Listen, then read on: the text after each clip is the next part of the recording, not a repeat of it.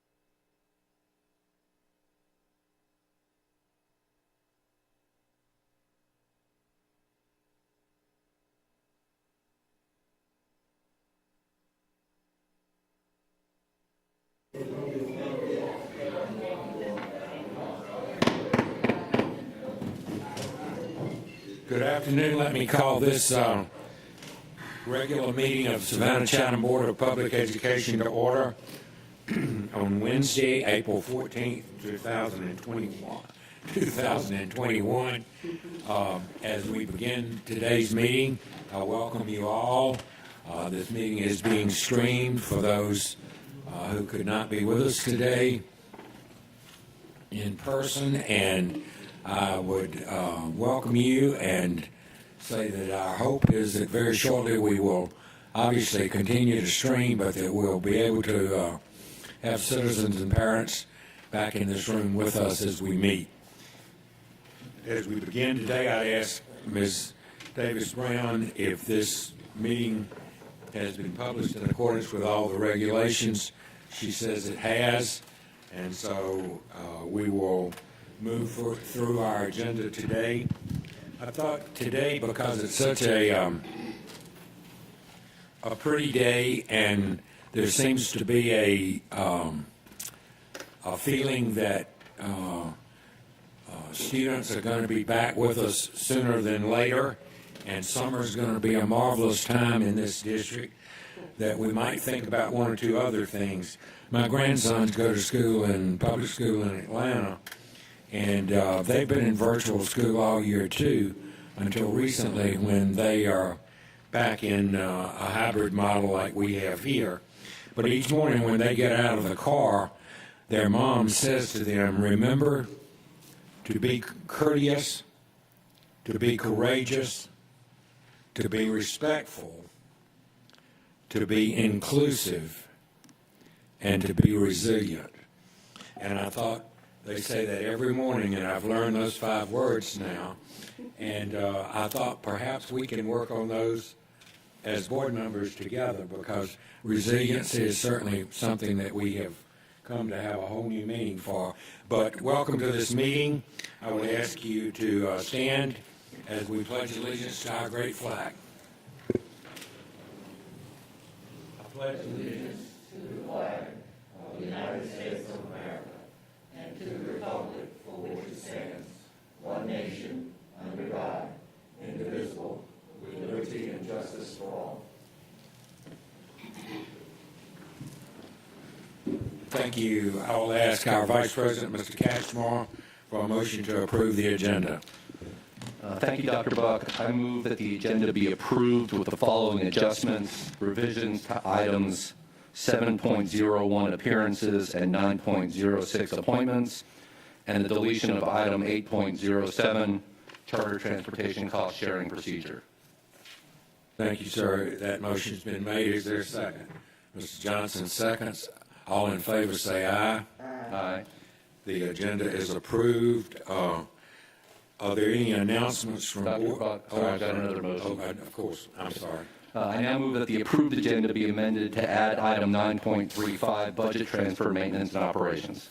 Thank you, Ms. You've heard that motion. Is there a second? Second by Ms. Hines. All in favor of that motion, raise your hand. I'm trying to keep you awake. That motion is also approved. Are there any announcements from board members? I know we have an accountability committee meeting scheduled for Tuesday, April 27th. I don't know of any other meetings scheduled right now. Okay. Moving on, it is customary that we recognize those past and present employees of the district who have passed on during the last month, and today there are 3. Jesse Allen, bus monitor; Marquis Johnson, bus monitor; and Dwayne Williams, mechanic 2 in maintenance and operations. Would you stand with me as we consider these employees?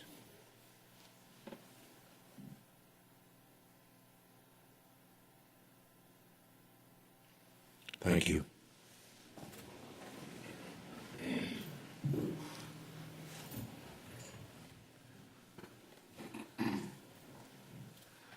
My pleasure now to introduce our superintendent, Dr. Ann Levette, who will give her superintendent's update. Good afternoon, everyone. Dr. Buck, officers and members of the board, it's my pleasure to share an update with you. I'd like to start by thanking our finance, human resources, staff, as well as executive cabinet for making such a quick turnaround on the governor's stipend program. It was approved by the State Board of Education, and within hours we were able to get those payments out to our employees. So if you'll join me in giving them a big round of applause. As always, we are planning for these things and literally watching this board meeting on one hand and communicating with staff on the other to make sure that those were delivered before the spring break. So thank you very much to staff. And I'd also like to take a few moments and remind our staff and parents and families of how much we have appreciated your patience during this very tumultuous year. Each of us, I think, has been tested beyond anything we ever imagined. But we've proven ourselves resilient, and we have continued to make adjustments personally and professionally. So thank you again for your service. Just a few headlines that I think are important for us to be reminded of, in that we are still progressing and moving forward. 2 STEM Academy 8th graders have been nominated for the Broadcom Masters for their science fair project. The nominees are Zoe Chow and Samantha Dong. They are among the top 10% of 6th, 7th, and 8th grade competitors from the Society of Science, which are affiliated with science and engineering fairs in the United States. The Georgia Council on Economic Education has named our very own Alex Seidensticker as our featured teacher for March. Mr. Seidensticker is a teacher at the School of Liberal Studies at Savannah High School, and he was recognized for his efforts to connect economics and personal finance with the real-world experiences of our students. And I think we each know, and we hear every year from our students, that they really want to have a much more solid foundation in personal finance. So we appreciate Mr. Seidensticker's work in that area.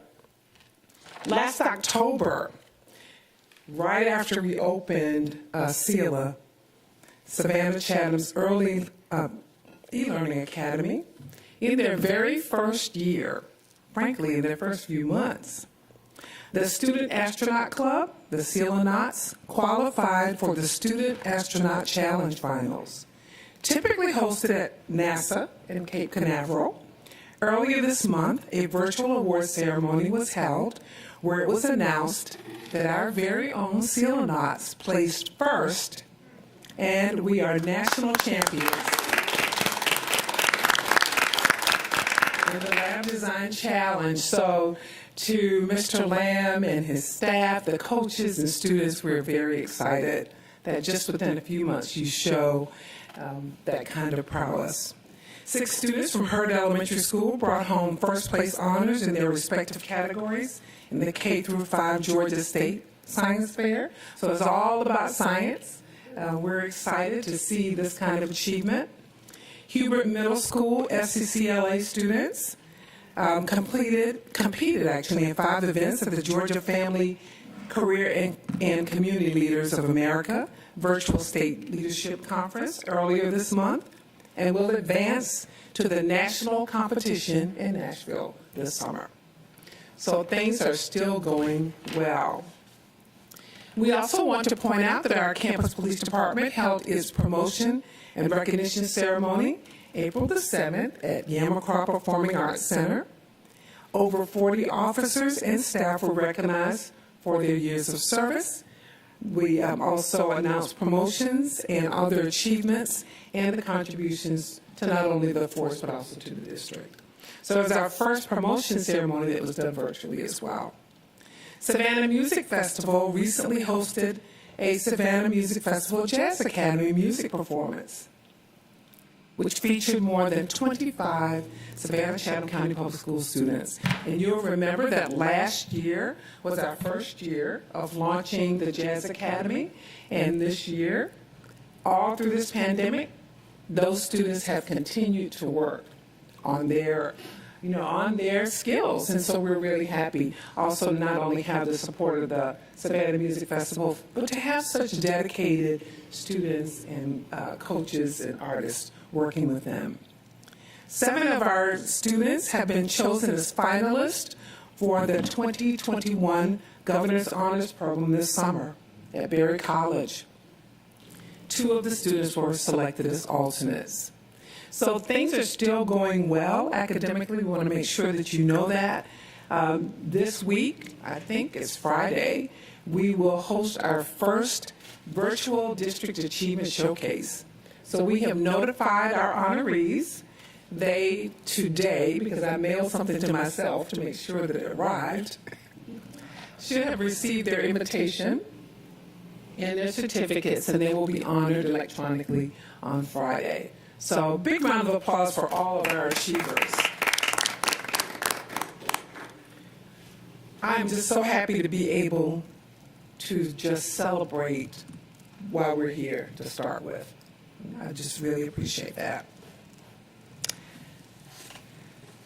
I will end with my Student of the Month because I know Mr. Hediger gave me that, and I cannot locate it at the moment, so he's going to get another copy for me. I do want to provide just a short district operational update. Please know that we are beginning to administer assessments, of course, using the state and federal guidance. You will recall that the federal guidance, which I will repeat shortly, has advised us not to have the students who are 100% virtual to come in for those tests. So we, at the beginning of the 3-2 hybrid, we talked about the possibility of having to adjust the schedules further. We are going to follow that guidance. And as I stated this morning, or at least Dr. Cave stated, we recognize, thank you, we recognize that many of our students are still operating at home. When they return in the fall, hopefully face-to-face, 5 days, we will start, as any good instructor does, by assessing where the students are and then making our plans from there. Thank you, Dr. Buck, for being a good partner. And I'm going to share our good news with the Student of the Month, so if you'll let me do that. Our featured Student of the Month, representing the month of March, is a senior at Groves High School. Her teachers boast about the level of maturity that she models daily. After her sophomore year, she decided to challenge herself to move beyond excelling in honors classes and opted to take college courses in the dual enrollment program. And I'll take this moment to just remind all of our board members and all of those who are listening that over the past 6 years, we have moved from dual enrollment only being available at 2 or 3 high schools to dual enrollment being available at all 11 high schools. So our efforts to address equity have been successful, and that we've seen a record number of students enrolled in dual enrollment. She's also very active and in and out of school. She is the Beta Club president, Skills USA vice president, our Garden City Youth Council member, and a member of the National Honor Society. Additionally, she participates in food drives, school beautification projects, Feed the Hungry drives, anti-bullying campaigns, and breast cancer awareness campaigns, just to name a few of the things that she's involved in. She states that positioning myself to be accepted to the 2 colleges of my choice, Georgia Southern University and Albany State University, have been my motivation to strive for academic success. But my greatest motivation of all is that I want to be first in my family to finish college and earn a degree. After graduation, she plans to attend college and major in sports medicine. We are proud to announce the Superintendent Student of the Month for March 2021, Ms. Ashene Burns. Congratulations to our student, her family, the faculty and staff of Groves High School. Ms. Burns will be taking home gifts from our community partners, and she'll also have a portrait done at Upscale Photography that is supported by Savannah Chatham County Public Schools. And you see her picture on the screen here. Beautiful young lady, inside and out, and a high achiever. We're very happy to introduce her to you. Congratulations, Ms. Burns and her family.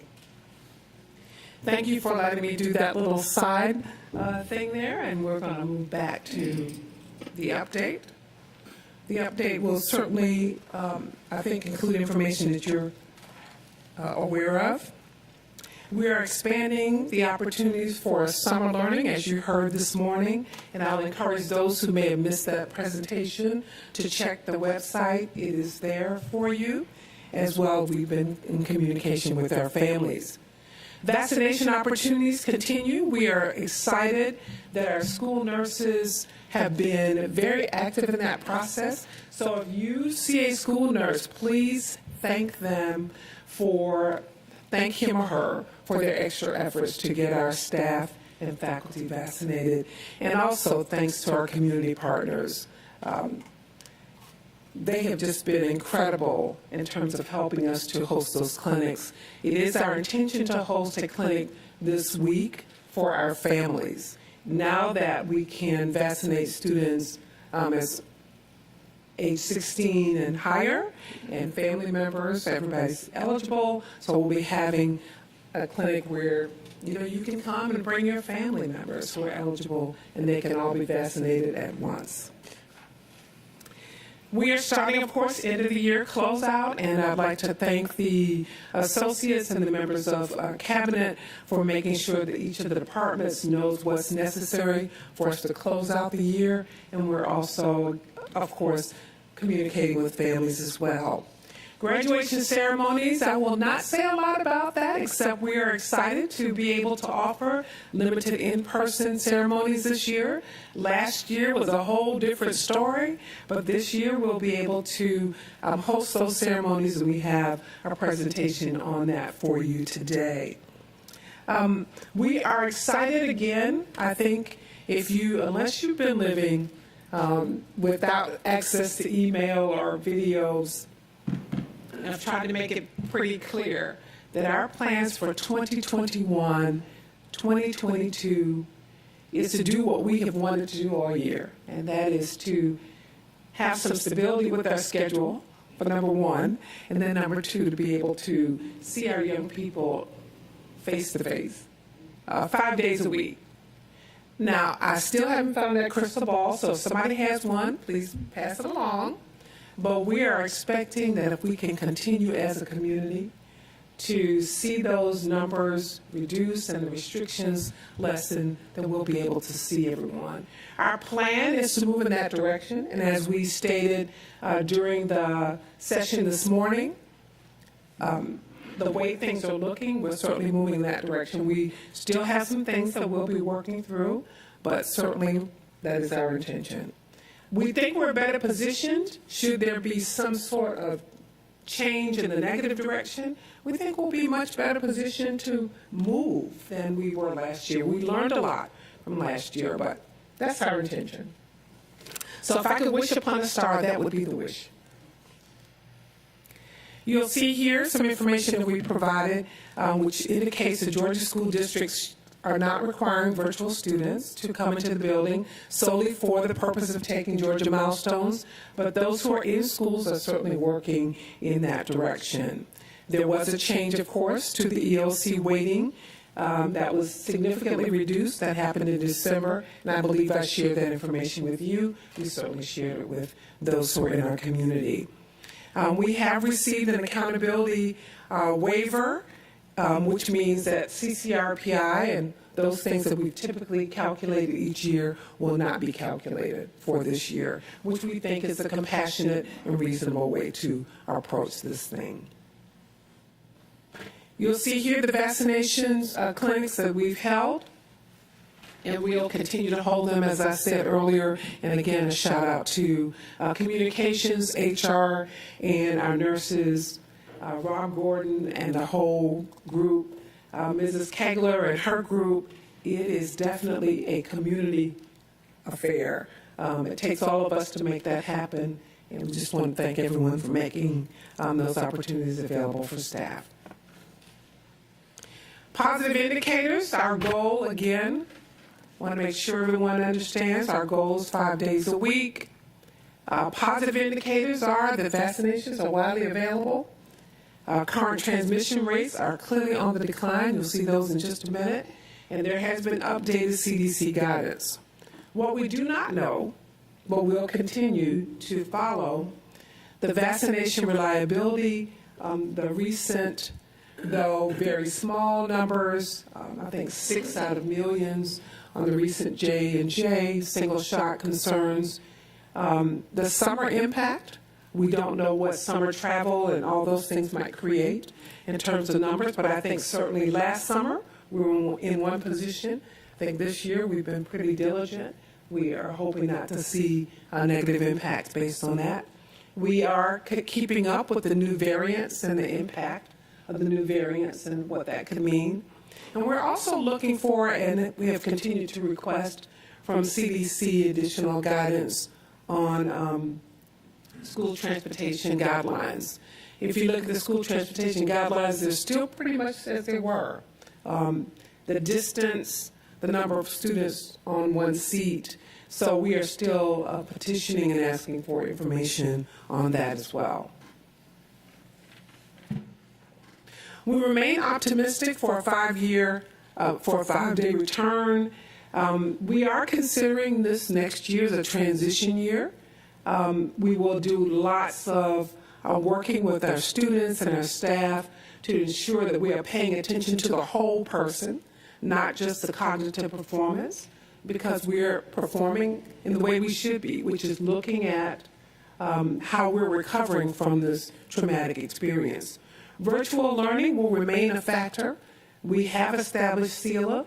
We expect that some of the students who are enrolled there as a school may wish to exit, but we also know that there are families that have expressed a concern and want to enroll there.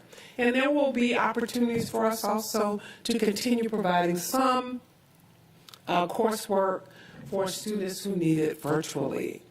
We will expect certain safety protocols to remain. We listen very carefully to the national conversation, but also the state conversations about wearing masks and continue to keep our hands clean and maintaining some sort of social distance. And then we, again, will continue to pay attention to not just students' social emotional well-being, but also staff. We're seeing lots of evidence of adults who are also having some challenges, families having challenges, and we do not want to ignore those. Please know that we are continuing to plan for next school year, and we're not doing that in isolation. We have the reopening task force for next year. That first meeting was held on March 25th. The Professional Senate also met on that date. The reopening student advisory group was held on April the 8th. So let me make a point here. There are students who are involved in the reopening task force, along with a representative group of adults from all across the county, including healthcare professionals and parents. But there are a group of students, more than 20, who are involved in the reopening task force. And some of them were very, very active with their breakout groups, very vocal. I also chose, for those who did not have the opportunity to be as expressive, one of them requested that we have a separate session. So we did. And we have another session planned for the large group on April 22nd, and then we have a separate session planned for students beyond that. They were very vocal in their thoughts and very mature, very articulate, very well thought through comments. So when in doubt, ask the patient. When in doubt, you want to know what you're doing, ask the student, and they will certainly give you their perspectives. we have parents involved in that as well. We do plan to deploy the 2021-22 Family Readiness Survey. That will be deployed this week. I think we have touched it up as much as we can. It will be a very specific readiness survey. So for those who have students, we will send it directly to you. It will not be something where everyone gets to weigh in. You're going to indicate your readiness by family and by student. So we're looking forward to getting those results. We do want to repeat again that we're looking forward to seeing all of our students in the fall, but we are also reminding people that a lot of that still does depend on where we are as a community and as a nation. We feel very hopeful, but we also want to make sure that you know August the 4th, that's what we're planning for. But if we need to do something different, we'll do that as well. We are considering how to ensure that not only students are assessed when they're coming in so that we can do a good job with every day that we have with them, but we also want to make sure that we are not sending all 36, 7, 8,000 of them in at once. So we will be looking at a phasing process probably, just as we've done in previous years in the district, so that students and staff, everyone has an opportunity to get acclimated. We ask for your support. And Mr. Hediger has reminded us that each month we promised that we would share the details provided by Department of Public Health, and those details are here. There have been some changes, so I'm going to ask him to just talk about that quickly. Thank you, Madam Superintendent. Yes, just a reminder for the board and for the public at large, the great amount of information at the Coastal Health District's website. You can see the screenshot here. Everything from vaccinations to COVID test information to data and charts. This was an old screenshot. Of course, now they're vaccinating everyone, Georgians 16 plus. Interesting note to be aware of that the Coastal Health District, where we've been finding the metrics to follow the transmission rates in our area, which included daily case rate, positive percentage, and community transmission index, that this has been simplified to a great extent and hyper-focused on percent of positive tests and community transmission index. So the Coastal Health District is no longer reporting a daily case rate per 100,000. So that data is not found on their website anymore. What we did do, though, of course, was grab those two indicators of the three that we had long ago determined were important indicators for maintaining and keeping a pulse on the transmission rates. Great news, the percent of positive tests in our area is now in the green. So we have something great to celebrate there in that back in February and January, that was in the red. All of them were in the red. We all remember that very distinctively. So here, as of April 9th, remember this is a lagging indicator, is 2 weeks behind on percent of positive tests. This goes back to the fact that just came out of the yellow and down into the green. So a great indicator there. Another one, the biggie that we've been following all along is your cases, community transmission index. Of course, this is those cases, high levels are those that are greater than 100 cases per 100,000 county residents. The indicator here is still in the red. We know that. It's been that way for quite a long time. The big thing to walk away from this is it is down significantly from 600, which we have experienced on 2 occasions now, one being the highest that it came back in July before we started the school year, and of course that big spike we saw when we came out of the winter break. And that indicated and had us operating in a certain way at that time. But this indicator is clearly coming down significantly from that time. Still remains in the red, but 50 cases down below would get us below that 100. The last thing I'll just add in this component is some of the calculation methods that we're seeing coming from the Coastal Health District is including all tests that are taken, whether it's the what we are familiar with, which is a rapid test versus the PCR. All of that information is now being counted, which we thought was really important. Previous in as much as a month ago, there was only the PCR tests that were being reported to give a reflection of the numbers, but so many more people are getting tested now, and they're doing it with rapid tests as well. So that was a change in the configuration of the way they approach the data and tracking transmission rates. One positive is, we're through the spring break, at least for our area. We do see certainly quite a bit of travelers. If you go downtown, you'll see a lot of out-of-county visitors, and I think what we're seeing, obviously, we all are aware, is it is spring break season. So for other communities that may have staggered dates or times when their spring breaks occur, we're seeing some of that travel here. But as far as our internal work that we've been doing with the case tracking indicators, we still are very cautiously optimistic that as we got out of our own spring break and the St. Patrick's holiday, we didn't have any major cases enough to have us shut down a school. So that was another positive indicator for us, and we certainly hope that that trend continues that way. And we think, obviously, with the vaccinations being widely available, that's having a positive impact, too. As the superintendent indicated, we don't know what the summer will bring, and I do know that the Coastal Health District has stated on a few occasions that the summertime travel is certainly a concern. So some positive in this, and the biggest walk away is we do have at least one green indicator here that we can celebrate. Thank you, Mr. Henniger. Outside of the Teacher Senate report, my report is ended. Are there any questions? Any comments?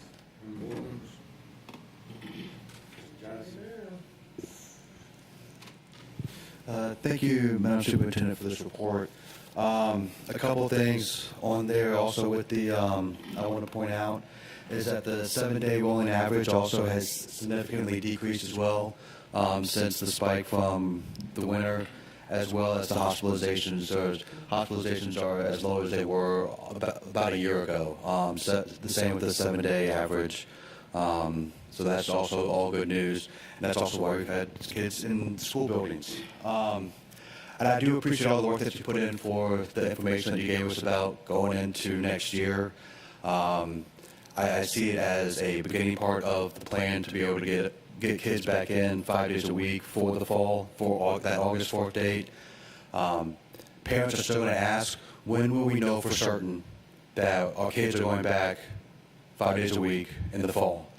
That will be the next question that we get. And I don't know the answer to that question. I don't know if you know the answer to that question today. However, that would be something very good for the public to know, is when will we know for certain, so that way those families can make a decision on what they want to be able to do. Because some families might choose to stay virtual if it's going to be a hybrid, because I know it's been difficult for some families. And some families might decide they want to try hybrid or whatever it might be for it. But we need to make sure that the public knows as soon as possible when that date, basically that drop date, is going to be, so they can make their plans for their families. Because just like last year at this time, we had a goal and we had wishes and hopes and aspirations to be open 5 days a week. This past August, we all know what happened there. So I would like to see, when is that decision actually going to be made to be able to do it, so the public can also know, because these are the schools for the public. I'm committed to making sure that you are constantly updated on where we are. I am still making a pitch for a crystal ball. So if you know anybody who has one, if you'll make sure that you pass it this way. But I think we are seeing very positive indicators, and I would not say that publicly if I wasn't confident about it. I'm also asking, imploring, pleading with the community to do its part to make sure that we are able to open 5 days a week. I think it's important. I would like to see us take a different approach as a nation to ensuring that we're able to serve children. Before, what we did was open everything up and then say, okay, now children come in. Now we have the vaccines, and I've certainly said to everyone, please consider taking the vaccine to be vaccinated. And I think we've done a really good push with that. And I think we've had some people who thought at first they weren't going to do it, and now they're choosing to do so. We're asking people to continue to wear their mask, continue to wash their hands, continue to watch their distance, so that we can continue to see some green, which we thought last year we weren't going to see. And we're seeing some green this year. Money and also numbers. But I am really happy that we will be able to provide that data for you on a regular basis. But our plan A is 5 days a week, person to person, or face to face. That's our goal, and that's what we're working toward. But I also think, as a professional of decades in leadership in this community and other communities, I also know to keep my eye on the ball and to be able to move. But that's our intention, Mr. Johnson. And I respect that. I'm just saying, I know we're going to get asked the question, what is the date? Would you like to establish a date, Mr. Johnson? Is there a date? That's what I'm saying. I'm asking you when you think you might be able to do that. Well, I think Mr. Johnson is pretty clear to everyone that we are committed to 5 days a week, face-to-face, come August, I think that's the 4th. But I don't know that anybody other than God himself, herself, could give us a definite date of saying we're going to be able to do that based on our experience from the last year. We've heard from the superintendent that she intends to keep us informed and keep the public informed, but I don't think that we will have a cutoff date until the 4th of August when we all go to school. But Can we all say that together, August 4th?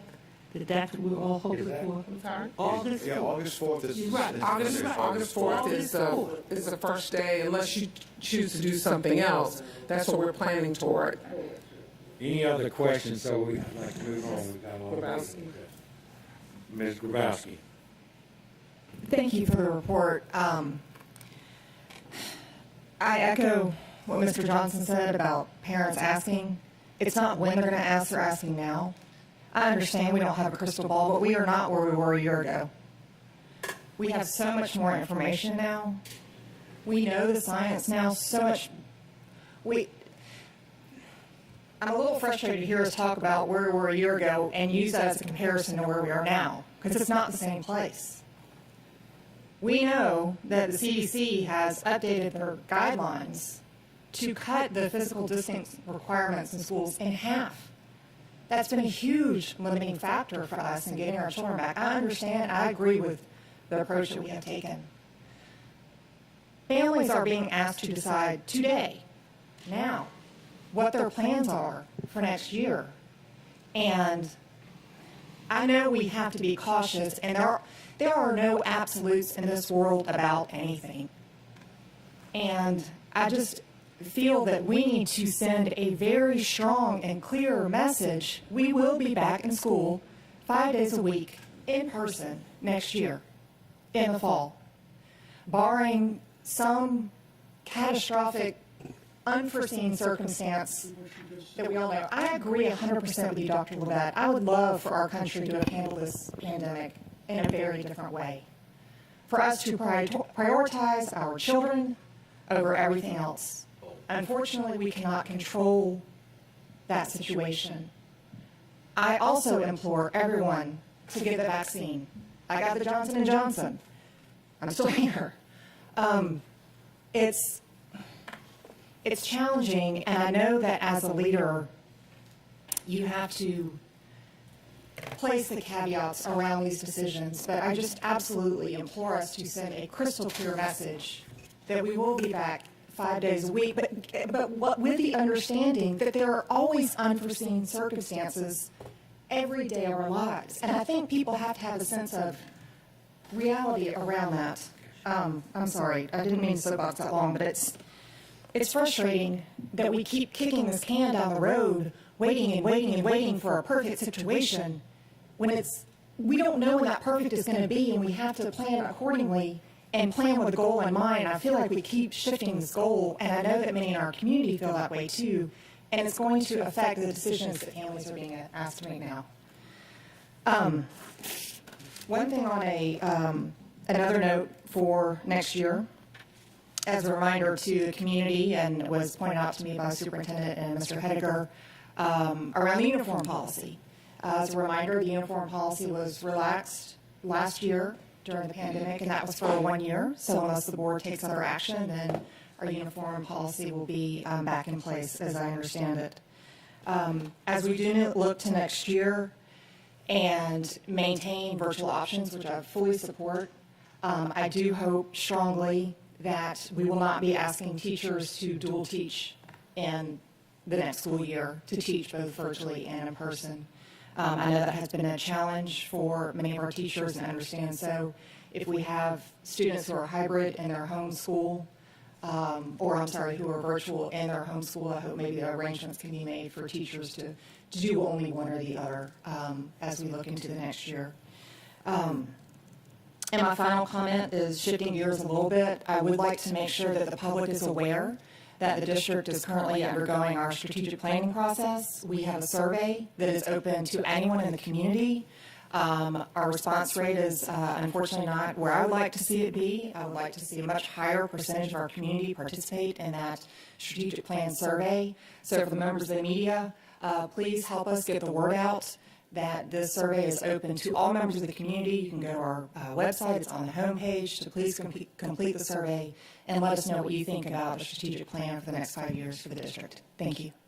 At least 2 of the three TV channels have been giving us free publicity on that. I've seen them on 2 of the channels already. Ms. Hall? Dr. Buck, I'm a little confused because hearing what Dr. Levette had to say and then hearing what Ms. Grabowski had to say, I don't see a disconnect. August 4th is the day we're setting for the new school year to open 5 days a week, unless God determines otherwise. August 4th is my son's 35th birthday, so I'm going to be reminding everybody. August 4th is President Obama's birthday. So August 4th, ladies and gentlemen of Chatham County, is the day that we're hoping to begin school 5 days a week, unless something comes up that prevents that of a major effort. Thank you, Ms. Hall. Dr. Hoskins-Brown. Ms. Hall, what's being requested is a date for the superintendent to promise that the schools will be open independent of any data at that time. What's being asked for is a date that she's going to say whether it's going to be face-to-face August 4th. And as impractical and uninformed as that date may be at this time, that's the request that's being made. Because we're going to be asked that from the community if we're going to have a date. And I think that appropriate answer right now is, I don't know. And for some people, that's uncomfortable. And for some people, it is not. Dr. Brinkman. We have never told people a date leading up to a school year that this is where we might change our minds on 5 days a week. We literally have just said the goal is 5 days a week, August 4th. By July 21st, we'll make that it's 100%, and then July 23rd, there's a hurricane, and then we can't open up. I mean, a date does nothing. I can guarantee a lot of things and put it in a box, but it still could just be crap inside of a box. So a guaranteed date doesn't help us any because something could change the day after the guaranteed date. The guaranteed date is the goal is 5 days a week, August 4th. We're going to have kids in school all summer 5 days a week. That's right. I mean, why is there this veiled, like the superintendent's trying to subterfuge 5 days a week for next school year? She said it. It's her goal. It's been her goal every year she's been the superintendent. It was her goal last year. We sat around all summer doing plans to do 5 days a week, and it got a lot worse. So there you go. It's 5 days a week, Chatham County. Savannah, 5 days a week, August 4th. And guess what? You can do 5 days a week all summer. We told you about all the awesome ways you can do 5 days a week this summer, too. Thank you. And I'd just like to say I approve that message from Dr. Brinkman, and I can ask everybody to give me 5. It's all I'd like to vote. I think our next thing is the graduation plan. Actually, Ms. Dennis and Mr. Nesbitt are here to do their report. I think I saw them come. There they are. It's to the purview of the chair. We do have a graduation update to provide as well, but whatever your order to your choice. This is fine. They're here now. Thank you. I'm sure. We've had a few little flubs all morning. Thank you all for being patient. Ms. Dennis and Mr. Nesbitt are here. Welcome, folks. Thank you so much. It's good to be here.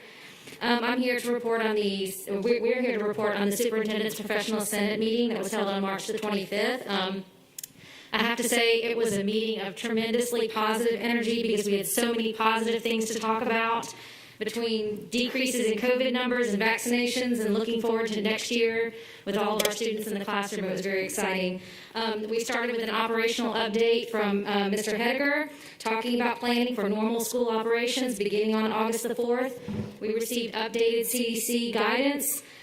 We also discussed vaccine eligibilities and mass vaccinations throughout the city and throughout the district, and updates on transmission rates. The balance of our meeting, we spent time in breakout groups to plan for next school year. We discussed specific suggestions and feedback are delineated in the minutes that you have in front of you. But just in general, the topics were academic supports for students, like strategies and initiatives for the recovery of learning loss, professional development and what staff needs to be prepared for all students on August the 4th, staff planning time, do we need more, do we need less, do we have the right amount of time, the integration of technology in daily instructional delivery, what's working and what needs to be improved, addressing social emotional needs of staff and students who are overcoming the effects of COVID and its isolation, and other issues that impact school operations for 21-22 school year, such as transportation, meals, and building cleanliness. So that's the top line of our meeting for March the 25th, and we greatly appreciate being able to present this to you. We thank you very much. Ms. Howell, you have a comment? I was wondering if you've been able to get across the point to all of your teachers of the year that we see them as the delegates from their schools, so that their teachers know that that's the role they're supposed to serve. Yes, ma'am. After the board meeting in which you mentioned that, we sent out an email to all the teachers of the year and told them to communicate with their staff that they serve as the point person and that they should be communicating all their concerns through their teacher of the year. Very good. Thank you. You're welcome. Ms. Cashmore, then Dr. Brinkman. I just wanted to say briefly thank you for the details in your report, and I wanted to make one comment based on our presentation during informal and the summary of the feedback from the Senate. Teacher and student social emotional needs when it comes to dealing with the pandemic are things that aren't built into the pacing guidelines that are already hectic. And number one, and number two, we've been hearing for a while about staff planning time, and how they can be subsumed by assessments. We already know we're going to have more assessments in the fall, and we're going to have these additional social emotional needs that were articulated very well in the report. So I hope we're paying attention to that, and we're building in more time for teachers, for professional development, for acclimation, for these additional assessments, and for professional planning. So thank you for being here today. You're welcome. Thank you, Ms. Cashmore. Dr. Brinkman? I just want to echo and say thank you because I keep this every month because it's so actionable. When a teacher or a staff member contacts me, I can literally go down all of your little questions that you've had asked in Senate and go, oh, are you feeling this? Are you feeling that? Oh, that's been spoken about in professional Senate. So again, thank you for a useful document. You're welcome. Thank you. Any other comments or questions, Ms. Dennis, Mr. Nesbitt? Thank you very much. Thank you. We appreciate it. Thank you so much. We appreciate their leadership. And then finally, seems like I've been out of my regular schedule here. Everybody's excited about graduation, so Mrs. Ball Oliver is here to talk about graduation and to do a special presentation for you.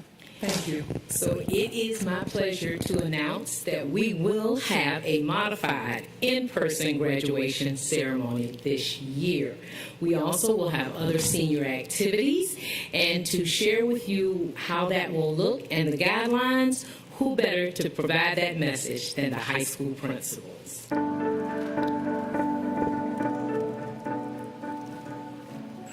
I'm Ann Levette, Superintendent of Savannah, Chatham County Public Schools, and it is my honor to say congratulations to the class of 2021. It's been a tough year, but you've made it through, and we are committed to celebrating with you and your family. Last year, this is how we did it. This year, it's a whole new plan. We're excited for you. Congratulations. Hello, I'm Bernadette Ball Oliver, Associate Superintendent of High Schools. Congratulations, class of 2021. The Savannah Chatham County Public School System is pleased to be able to offer an in-person ceremony to celebrate your accomplishments and achievements. Our principals have a very special message for you because we all know safety first. Each high school will host a Curbside celebration. This is the opportunity for each of you to show your senior pride by decorating your cars and arriving to pick up your cap and gown. You will also receive senior awards, senior regalia, and a few surprise gifts. We remain committed to safety first. So when you show up for the senior Curbside celebration, make sure that the graduate and only 3 guests are in the car. Everyone needs to be wearing their mask, and you need to stay in your car at all times. And graduates, make sure you're smiling for all those photo ops. We are thrilled to announce that this year, the class of 2021 will have an in-person graduation ceremony with a few modifications, of course, to ensure that we are following all safety guidelines and protocols during this time.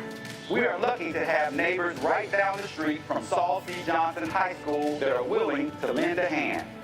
The Savannah Chatham County Public School graduation ceremony will take place on the campus of Savannah State University here at T.A. Wright Stadium. Planning is key. As we all know in our beautiful city, the weather can be ever-changing. In the event of inclement weather, the graduation ceremonies will proceed as scheduled, same date, same time, here at Tiger. We remain committed to safety first. Graduates and guests will be required to wear a mask when entering the stadium or arena, during the ceremony, and at all times. But listen, we've got you covered. Literally. Check out your Curbside bag because we provide a mask for you and your guests. So mask up. Social distancing will be required. Each graduate is allowed up to 3 guests, and you will be allowed to enter with an electronic ticket. No tailgating is allowed. There's plenty of room to spread out and not a bad seat in the house. All graduates, guests, and participants must have temperature check when entering and answer the COVID screening questions. Security screenings will also be required before entry. Clear bags are mandatory, and guests will be scanned. Graduation attire is still required for the ceremony, although we know weather may be a factor. Female graduates must wear black flat shoes or block heels, and they wear sleeveless dresses. Male graduates must wear short sleeve shirts with ties. The color for the graduation attire will be determined by each school site. To ensure that all your guests sit together, please have all the members of your party enter the stadium at the same time. Remember, graduates, timeliness is key. And if you were wondering, there will be a photographer on hand to capture all the special moments. We can't wait to celebrate with you and this triumph and award your diplomas in person. See you there, class of 2021. Please make sure you tune in to the district website for the latest updates and information. Also, stay tuned to receive the latest graduation schedule. Thank you. Beach High School Bulldogs, Thursday, May 20th at 9 a.m. See you there. Groves High graduation will be held on Wednesday, May 19th at 1:00 p.m. See you there, Rebels. Sharks, fins up, and hashtag finish strong. And I will see you Wednesday, May 19th at 9:00 a.m.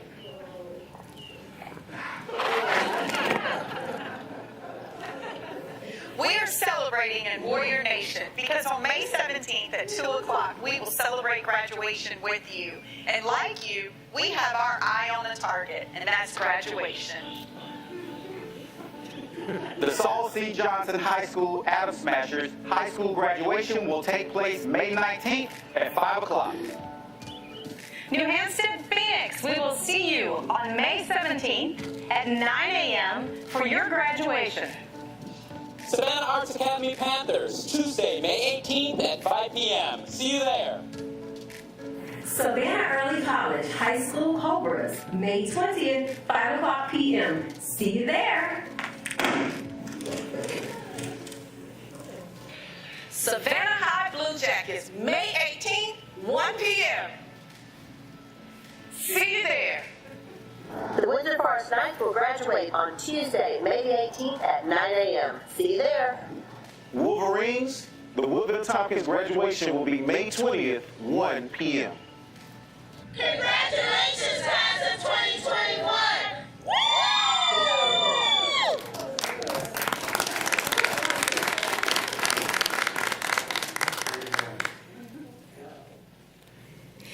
I want to give special thanks to Mr. Terry Kaiser.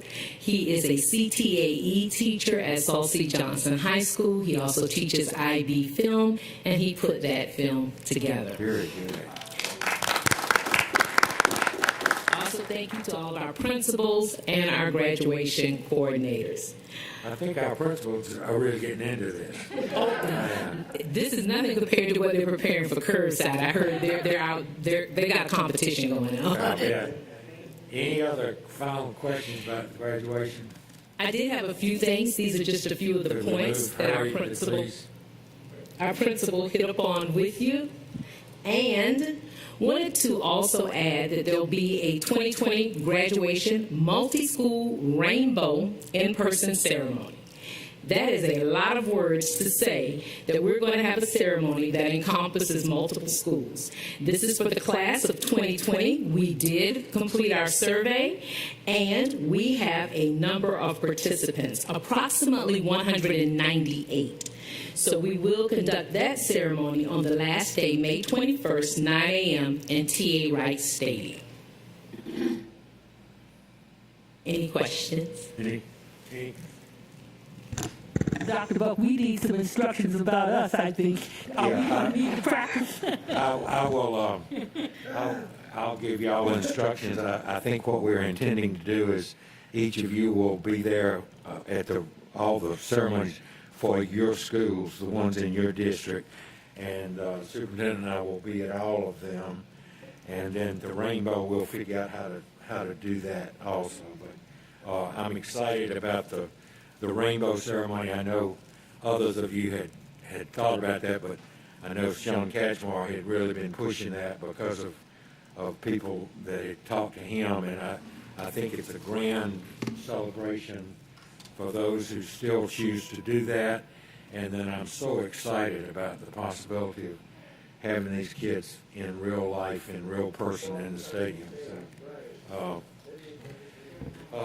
anything you want to say? Just we're excited to be able to celebrate in the way that we have celebrated for years, just a little differently. So a wide array of activities for our seniors, and juniors will have some activities as well. Bridging activities for our 5th graders who are bridging in 6th grade, and for our 8th graders who are bridging to 9th grade. So a little differently than last year. We appreciate everyone's patience. We have selected and worked with our partner, Savannah State University, because it allows us to be outside, but also if there is inclement weather, we move right across the street. So we don't have to change the date or the time. We simply move inside, and that allows us to meet the CDC guidelines for being outside for larger group activities. We're meeting all the ordinances, but we're also making sure that we have a backup plan so we do not have to cancel or cause families inconvenience. So thanks for understanding our planning.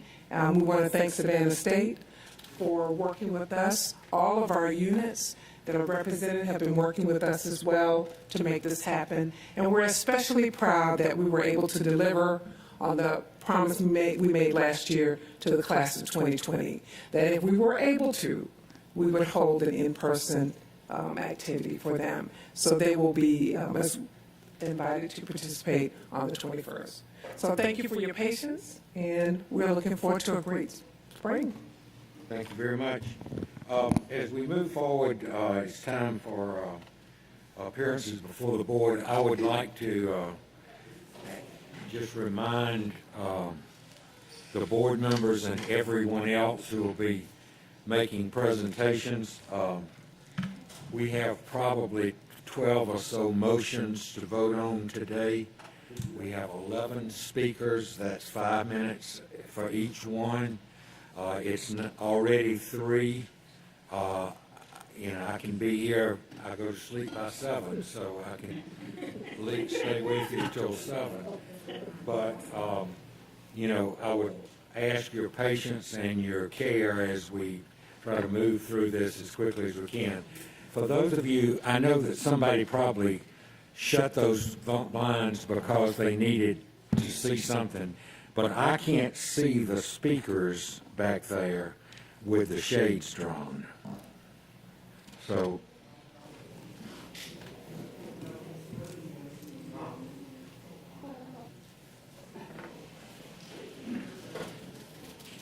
thank you. The way the glare is on that plexiglass, I just can't see. That's, well, that would be nice through the speakers, then you can put it back down, but I sure do like to have light. Well, I had them put the shades up. We can't get the camera on the. That one's fine like that, but I just, if you can let it stay that way until the speaker's over, then put it back down. We need to work on that for next time, please. We've been filming like this for how many years?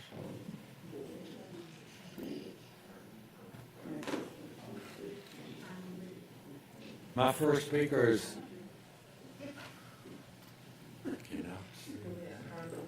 I know, Ms. Hardeman. Oh, couldn't be here. Oh, Ms. Heyman, I'm sorry.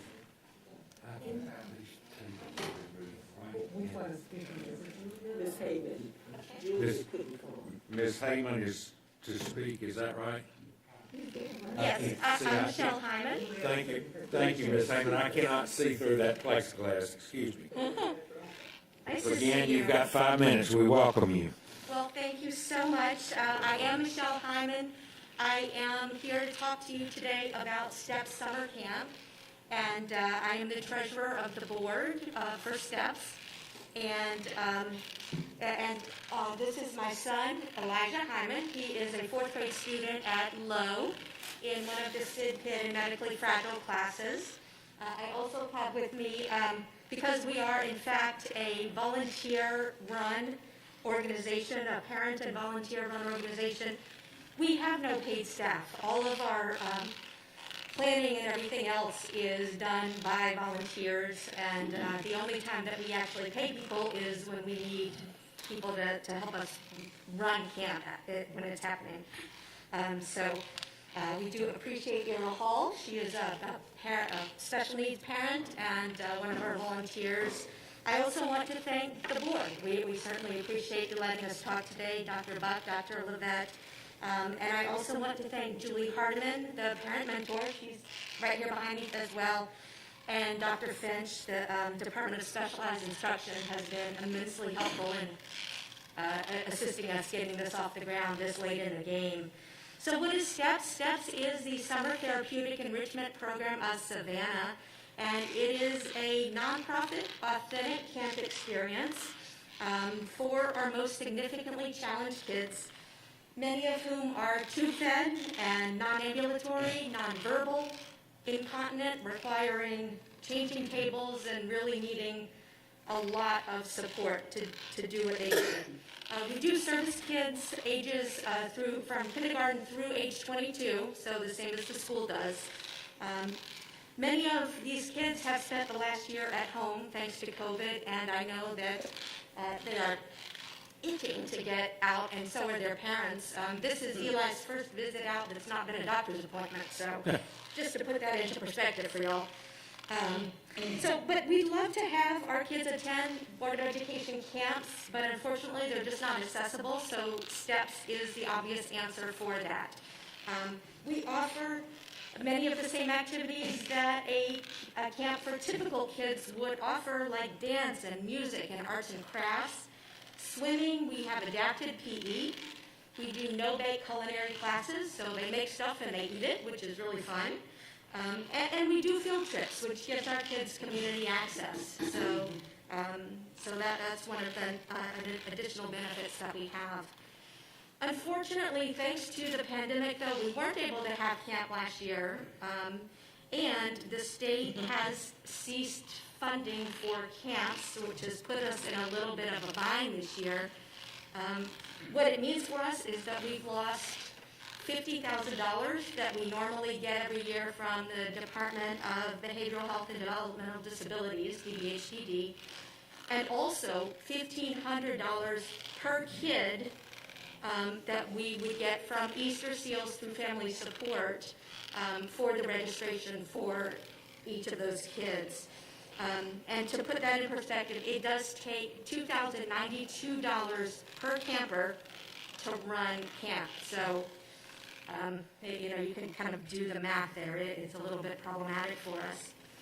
Generally, we have about 50 kids. We have had as many as 60 in the past. We have 16 to 20 staff, depending on how many campers we have.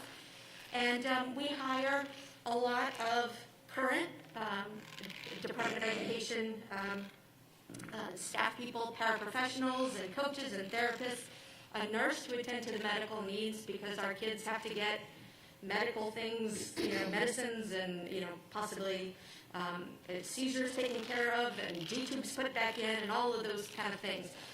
So we do have a nurse on staff who's in the building whenever there are kids there. And we also are serviced by several volunteers, which is nice too. It is a month-long camp. It hopefully will run at early college from June 14th to July 16th this year. And on July 16th, we would love for y'all to join us. We do a talent show where we showcase the arts and crafts that they've been working on for the month and all the different activities, songs and dancing, and some of the food they actually make for the talent show too. So it's a lot of fun. It's amazing to see what these kids can do.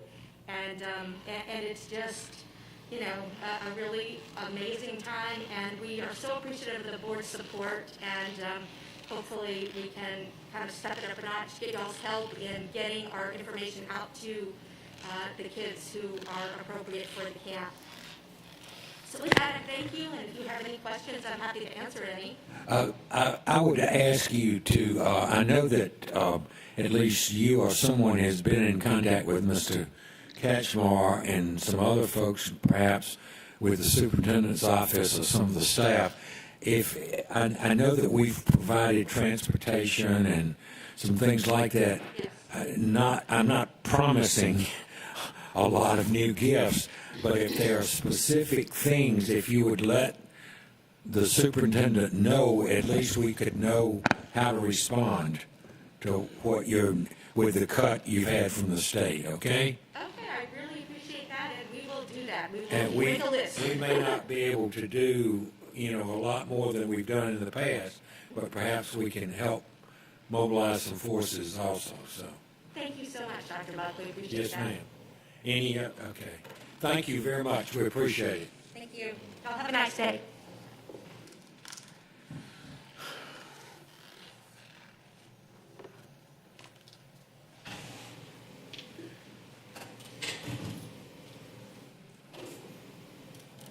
Next speaker I see is Mr. Banks, who's a bus driver.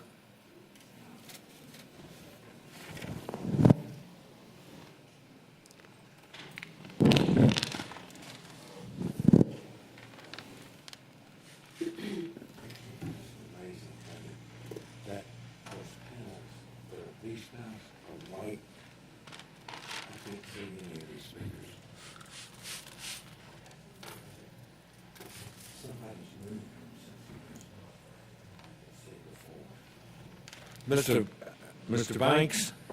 Yes, sir. Welcome, sir. You have 5 minutes if you want to begin. Thank you. All right.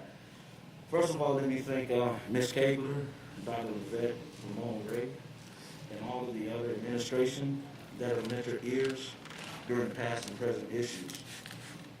It has always been our goal to build relational bridges that will allow us to walk together over rivers of issues that keep us from being our best. This is my first time in front of a lot of you. It is my honor and my duty. My name is Kendrick Banks. I've been a proud Savannah Chatham County bus driver for 6 years and a proud Teamsters Local 728 steward for 5 years. I'm before you this morning to address an issue that we as employees and you as employers have in common. That issue is the retention and recruitment of employees. Atmosphere will always determine the fertility of any environment. It is important to know that if you want a certain outcome, you must first deal with the atmosphere. The outcome that we all want is a robust transportation system filled with qualified and passionate employees that will bring the mission and the vision of the department into fruition. The barrier between where we are now and where we want to be is atmospheric. There were many shifts that took place when transportation was brought in-house. Those shifts impacted the life of transportation employees tremendously, and we have not recovered since. Neither has the transportation department. Those shifts ushered in the atmosphere of uncertainty, which in turn fostered a great exodus of qualified, experienced, and passionate employees. It saddens me that great employees left with tears in their eyes but had no choice because of uncertainty. You as our leaders never realized how much those shifts would paralyze and knock the very breath out of a great deal of the lives of the transportation staff. And when we told you, no one listened. You have a chance to address that atmosphere, and I plead with you that you would serve those that you govern. One can always serve without being a leader, but a leader will never be successful without serving. It is our hope that we can work together and change the atmosphere. Thank you. Thank you, Mr. Banks. We appreciate you.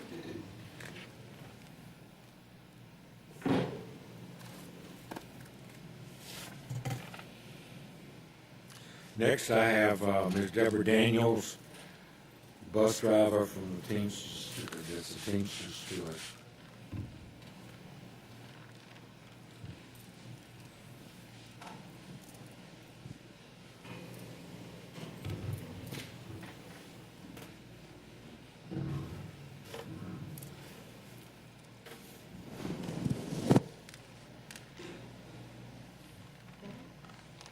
Ms. Daniels? Yes. Good afternoon. Welcome. Everyone. My name is Deborah Daniels, and I am in transportation. I am a bus driver and have been driving since 2008, and enjoy the job. And I could say thank you to Mr. Banks and ditto to everything that he said. So in the vein of recruitment, this is one of our major issues that I can hit a few points on, and that is that our payroll. The system has so many variants in it until it's hard for people to understand. And so one of the issues is the pay periods. Our dates are the 15th and the 30th of the month, but the number of days in the pay period vary anywhere from 11 to 14 days, so no one knows where those cutoff days are. Also, for each of the pay periods, we don't know where the cutoff days are, and they're never the same for each month or each pay period. The employees don't always understand the guaranteed hours, which are 25 hours, because they don't work that minimum hour. There's a time in which they advance by the board. The 25 hours, the board pays that, and so then if they don't make that 25 hours, they may come back and get the other 2 or 3 or 5, whatever it may be. They will return that or take that out of their pay. So now our pay has 3 levels. You have from 1 to 25 hours, which is what we call a base pay, and then from 25 to your 40 hours is over base, and then 40 hours on is overtime. So what happens is, if you, say for instance, you may work over the 40 hours this week, but you won't see it until the next pay period. And if you miss any days in that, that means that there's an adjustment that has to be made, and your overtime hours may seem to be invalid to you because you have to make that adjustment, which you won't see until the following pay period. If you don't work at least 8 minutes out of every 15 minutes, you may lose that 15 minutes, and then that can add up to almost 1 or 2 hours taken out of every pay period. Also, if you miss a day and you use your personal or sick time and it's not turned in at an adequate time, you're going to see that difference. And this is not including all of the other deductions that may come out of your check. So I would think that some of the few things that would help recruitment issues is that if we could be paid every 2 weeks, and the option to choose whether or not your reserve pay comes out of your pay periods. That's it. Thank you very much, Ms. Daniels. Appreciate you. Thank you.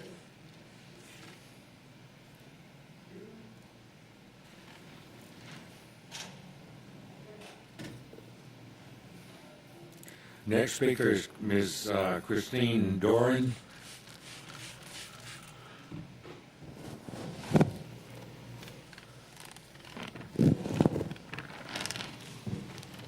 Is it Doran or Duran? Doran.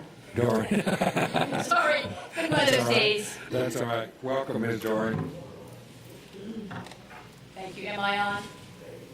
You're on. Dr. Bach and board members, thank you so much for allowing me to come in here. It's an honor to be a part of it. The reason I'm in here is I am going to present an award to one of your employees. About a year and a half ago, we lost one of our employees, Kathy Wetterall, back in Pennsylvania, to a heart condition. I work for AED Brands, and we sell AEDs, and we are huge proponents of the importance of CPR training. Kathy was very passionate and dedicated in making sure that, where she was from in Pennsylvania, that was her territory, that people, the schools, and the outside communities were well trained in CPR training and made sure there was enough AEDs out there in case there was any type of cardiac arrest. In her honor, as a company, we said, what can we do in her remembrance? So we created an award called It's In It for Life. And we thought, okay, in her honor, wouldn't it be great to go out and reach out to other individuals like Kathy to award them as a recipient? So I am happy to say that Lisa Wilson, who is your lead nurse, an incredible individual, is the first recipient to receive this award. I know time is of the essence, and I wish Kathy was here right next to me to give it to her, and I understand why. She is in another room, so Lisa is watching, which I'm happy to hear that. She is here. She's next door. But can we get her to come real fast? In the interim, let me read the certificate. In It for Life Award in memory of Kathy Wetterall, presented to Lisa Wilson, who is truly in it for life. Lisa has shown exceptional spirit and passion in implementing compliant and effective AED response programs. She has a strong advocate and exhibited ceaseless efforts in promoting, implementing, and managing AED response programs. Lisa, in all our eyes, is a true champion.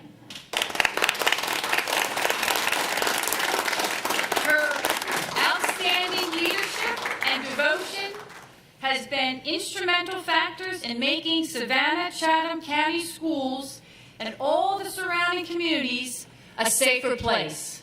So, my honor, I would like to give Lisa Wilson this award for being in it for life. Lisa, you deserve everything. Thank you for letting me be here to present this, because I also am in sales and I go to Georgia. So my job is to make sure that, like Lisa, your schools are safe, your communities are safe, and to make sure that everyone understands the importance of CPR training. Because as they say, every second counts. So thank you, all of you, and I appreciate the time, and congratulations, Lisa. It's well deserved. Ms. Doran, I would want you to know that this board a year or so ago decided to do CPR training because of Lisa pushing us. And so we all learned about AEDs and CPR and all that. And within a month, Mr. Johnson, a member of the board, was out of town on vacation, I think in Charleston, South Carolina, with his family. And a man got in distress in the restaurant. And Michael saved his life because of what he had learned here. And I will say, I know I probably have taken up my time. I was out today, and Chatham County Parks and Recs, the risk management person is, I was obviously going and talking the importance and to work with me and so on and so forth. But she said, I'm so fortunate because there is a foundation that was started by a wonderful individual, and we all know who that wonderful it is the Ford Foundation, started using her son several years ago, and she's the Parks and Recs risk manager, was so thrilled to be able to have Lisa and her foundation continue to keep the community safe and have those AEDs out there. So thank you, all of you, and I appreciate the time. Thank you very much. Congratulations, Lisa.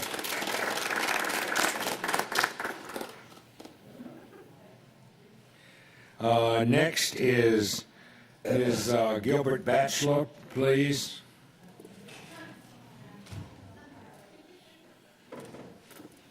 Welcome, Ms. Gilbert Batchelor. Good afternoon, Superintendent Levette and school board members. I hope you remember me. It was just last month, that I came in front of you and proposed several solutions that could be incorporated to help our high schoolers make it through the school year with as little academic trauma as possible. I appreciate that many of you sent me emails after the fact letting me know that you agreed with what I said, and also that you were all workshopping on how to help our students. Though I haven't heard from you since, I am certain that you too want to help our high school students this year. I do, though, have to apologize. After sharing my ideas with some of the brightest educators in Savannah, whom we are fortunate enough to get to hear from today, I realized that the ideas that I was suggesting were just not feasible. This is really not a time for overwhelming teachers with complicated instructions, so I apologize. I should have suggested one solution that could be easily implemented without any need for translation, interpretation, or workshopping. Today, I am here to support and advocate for a much more elegant solution that will help everyone and penalize no one. The solution I am speaking of comes from Georgia Southern University mathematics professor, Dr. Andrew Sills, whom you will hear from today. It is very simple and very implementable, and that is to drop the lowest quarter grade and calculate the final grade as the average of the top 3 quarter grades. In addition to the simplicity of this solution, it clearly parallels what you all enacted last academic year in regards to the optional final quarter grade. Because of this earlier act of benevolence, the messaging to teachers, students, parents, and the local media can showcase your consistency and sensitivity in your actions to help remedy some of the fallout from this once-in-a-century event. Though I come with a new and improved solution, I return today with the same plea. Our high school students should not have to carry the trauma with them from this year into their future. By expunging 1/4 grade from each class, you will demonstrate much needed empathy and appreciation to these young people who were able to make it through the year despite the numerous challenges they were asked to overcome. Since the last board meeting, I have spoken to parents and students at a range of high schools in the district. All of them are feeling the weight of this year in their transcripts, and all of them want this solution. One parent of a Jenkins student said this: I think there is not enough consideration of learning from and in extraordinary circumstances, and too much emphasis on pretending things are normal. The school system needs to show compassion. Superintendent Levette, school board members, I have to believe that each of you wants every high school student in the district to have a path that leads to college, if that is what they want for themselves. Like each of you, I am certain that you want our young adults to go off to university and then come back and actively give back to the community, making choices like sending their kids to public school or deciding to teach in a classroom, be an administrator, participate in a school board, or maybe even be a superintendent someday. How can you try to enable that bright future? It's obvious. You can do this by showing all of our high school students the love and support they desperately need to put this year behind them. If our government can send out 2 rounds of stimulus checks to us to help us get through this year, it seems obvious that our school system can provide the equivalent of stimulus checks to our students. Thank you very much for your time. I hope you will sincerely consider my plea. Have a wonderful afternoon. Thank you, Ms. Gilbert-Batchelor. Next, I have Ms. Angela Beck.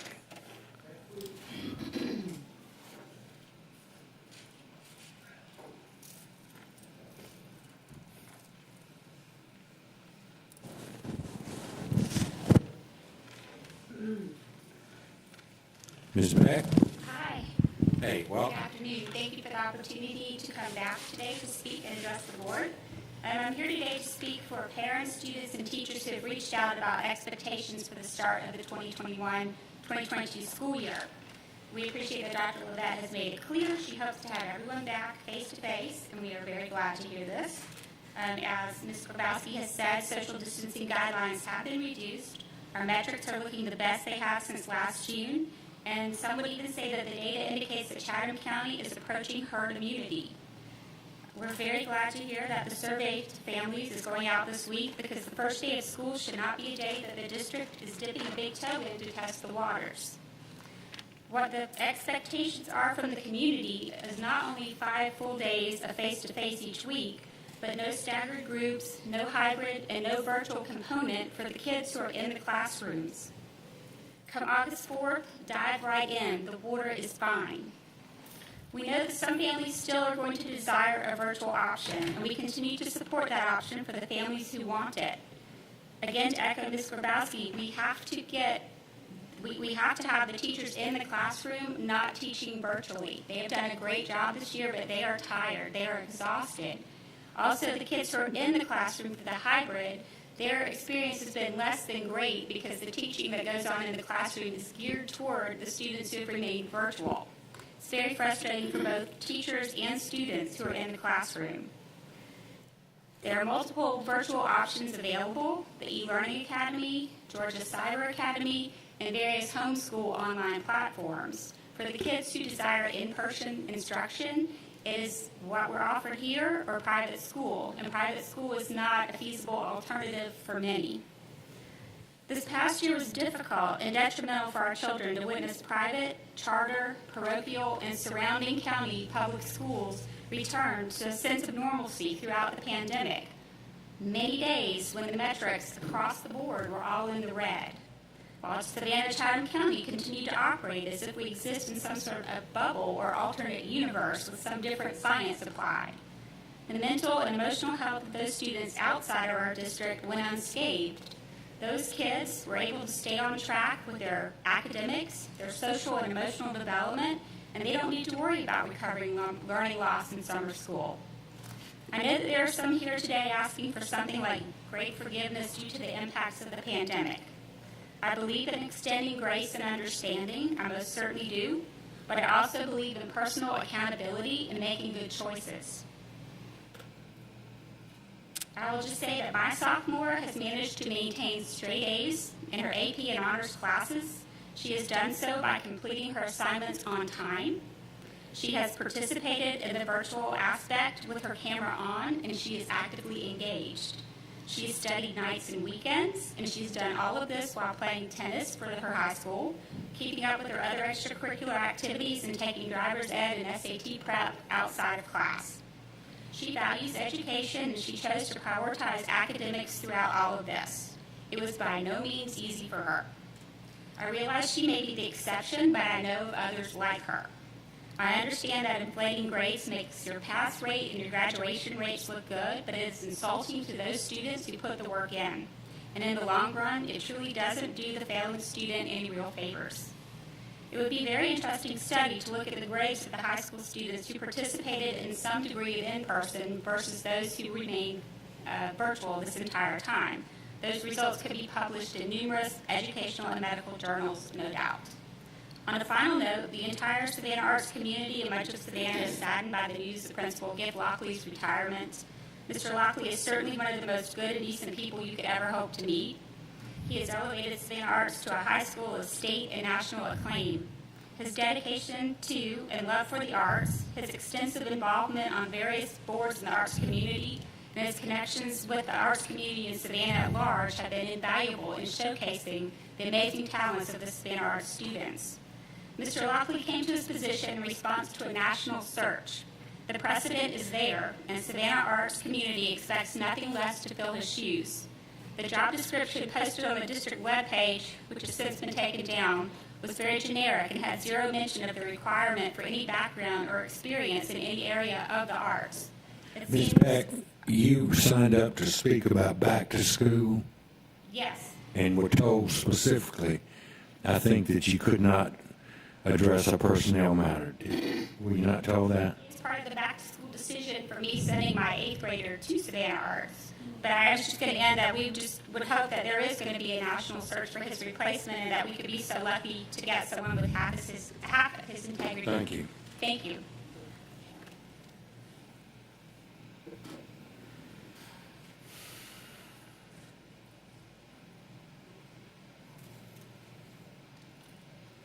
Next, I have Mr. Robert Batchelor from Georgia Southern.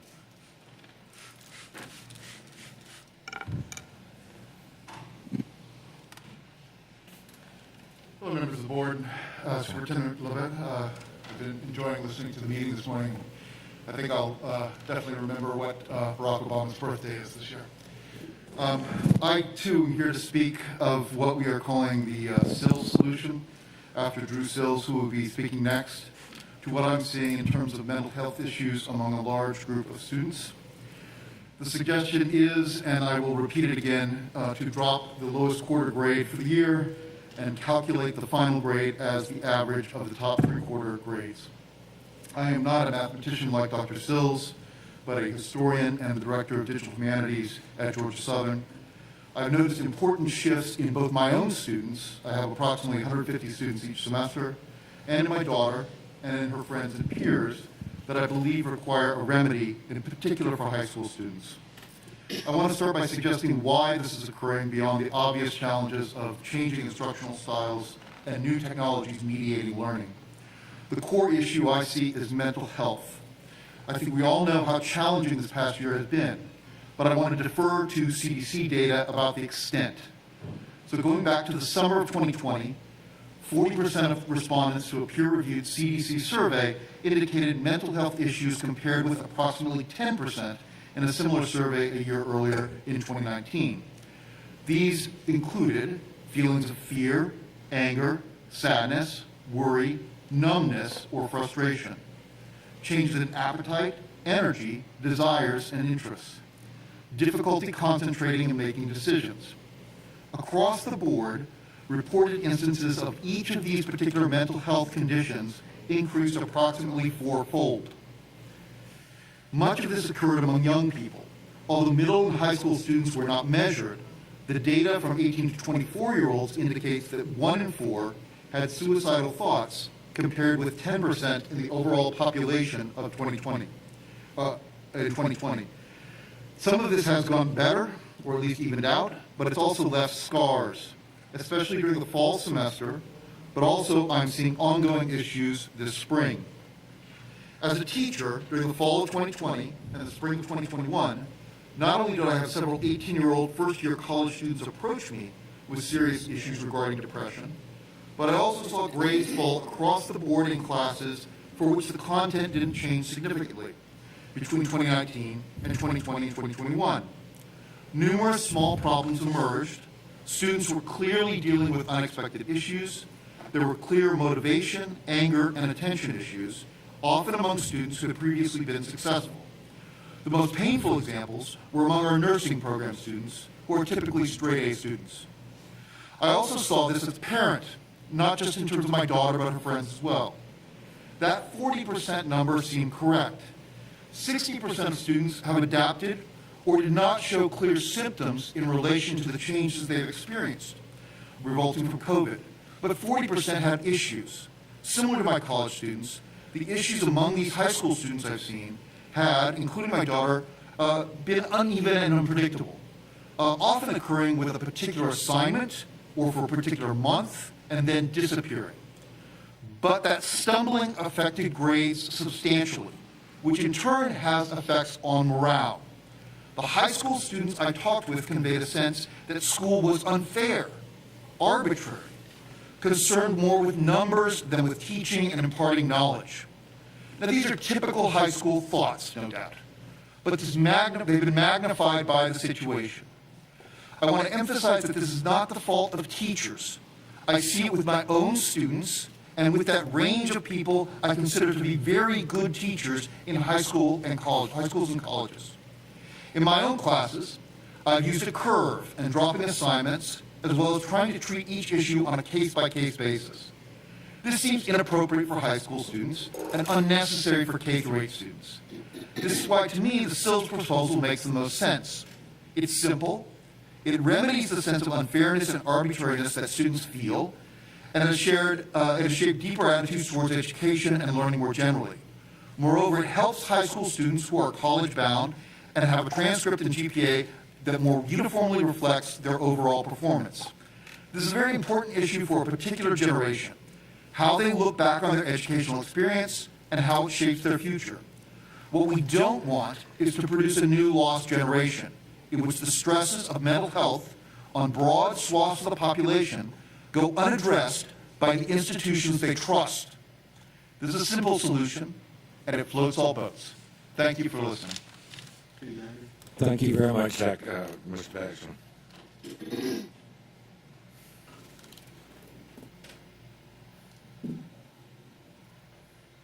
Next speaker is Dr. Seals.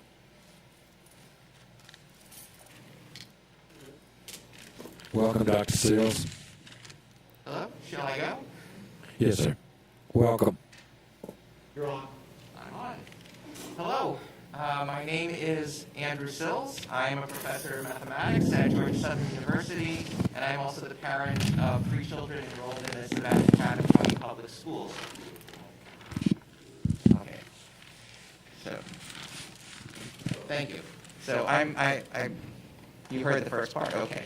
Thank you. So Dr. Levette and members of the board, thank you very much for your leadership and also for giving me the opportunity to speak to you today. So I'm just going to read to you a prepared statement with hopefully not too many improvisations. So, problem at hand, the COVID-19 pandemic has created a wide variety of difficulties for all individuals and families. In particular, all of us are working harder, yet achieving less than we would have under normal circumstances, even those of us that are fortunate enough to have managed to remain physically healthy. As an example of what we're dealing with, the U.S. government has stepped in to provide relief to individuals and families via several stimulus checks over the past year. Did this solve all our problems? Of course not. Did it provide needed relief and help? I certainly hope so. Well, our high school students are facing the same difficulties as the rest of us in society. They're working harder under trying circumstances, yet finding it difficult to achieve that which they would have under normal circumstances. If we do not offer any relief to them, they will be held to the same standards that are appropriate during normal times. For example, requirements for graduation, GPA requirement for Hope scholarships, grade expectations for college admissions, etc. So how can we help? I propose we offer relief to our high school students in the following form. On a per-course basis, drop the lowest quarter grade and calculate the final grade as the average of the top 3 quarter grades. If you want a slogan, let's call it best 3 quarters. So advantages, all students would receive a boost to their final grade to help mitigate pandemic fatigue and possibly worse difficulties with health situations that have gone on in their families. Another advantage is it would be easy to implement in, say, a spreadsheet, or I would imagine a few simple lines of computer code within the Power School system. Also, it would help to level the playing field for students in Chatham County with other districts who are using some form of grade mitigation measures. Furthermore, it follows from the precedent that was set last year when 4th quarter grades were treated essentially as extra credit only. Our practice last year established that it was acceptable to use the best 3 quarters to calculate final course averages when society is dealing with an extraordinary situation, such as a pandemic. So my final thought, extraordinary times call for extraordinary measures. I thank you very much and yield the remainder of my time if there is it. Thank you, Dr. Sills, for Thank you. being here today. I have next Ms. Michelle Haberlin, who also wants to talk about the pandemic and grades.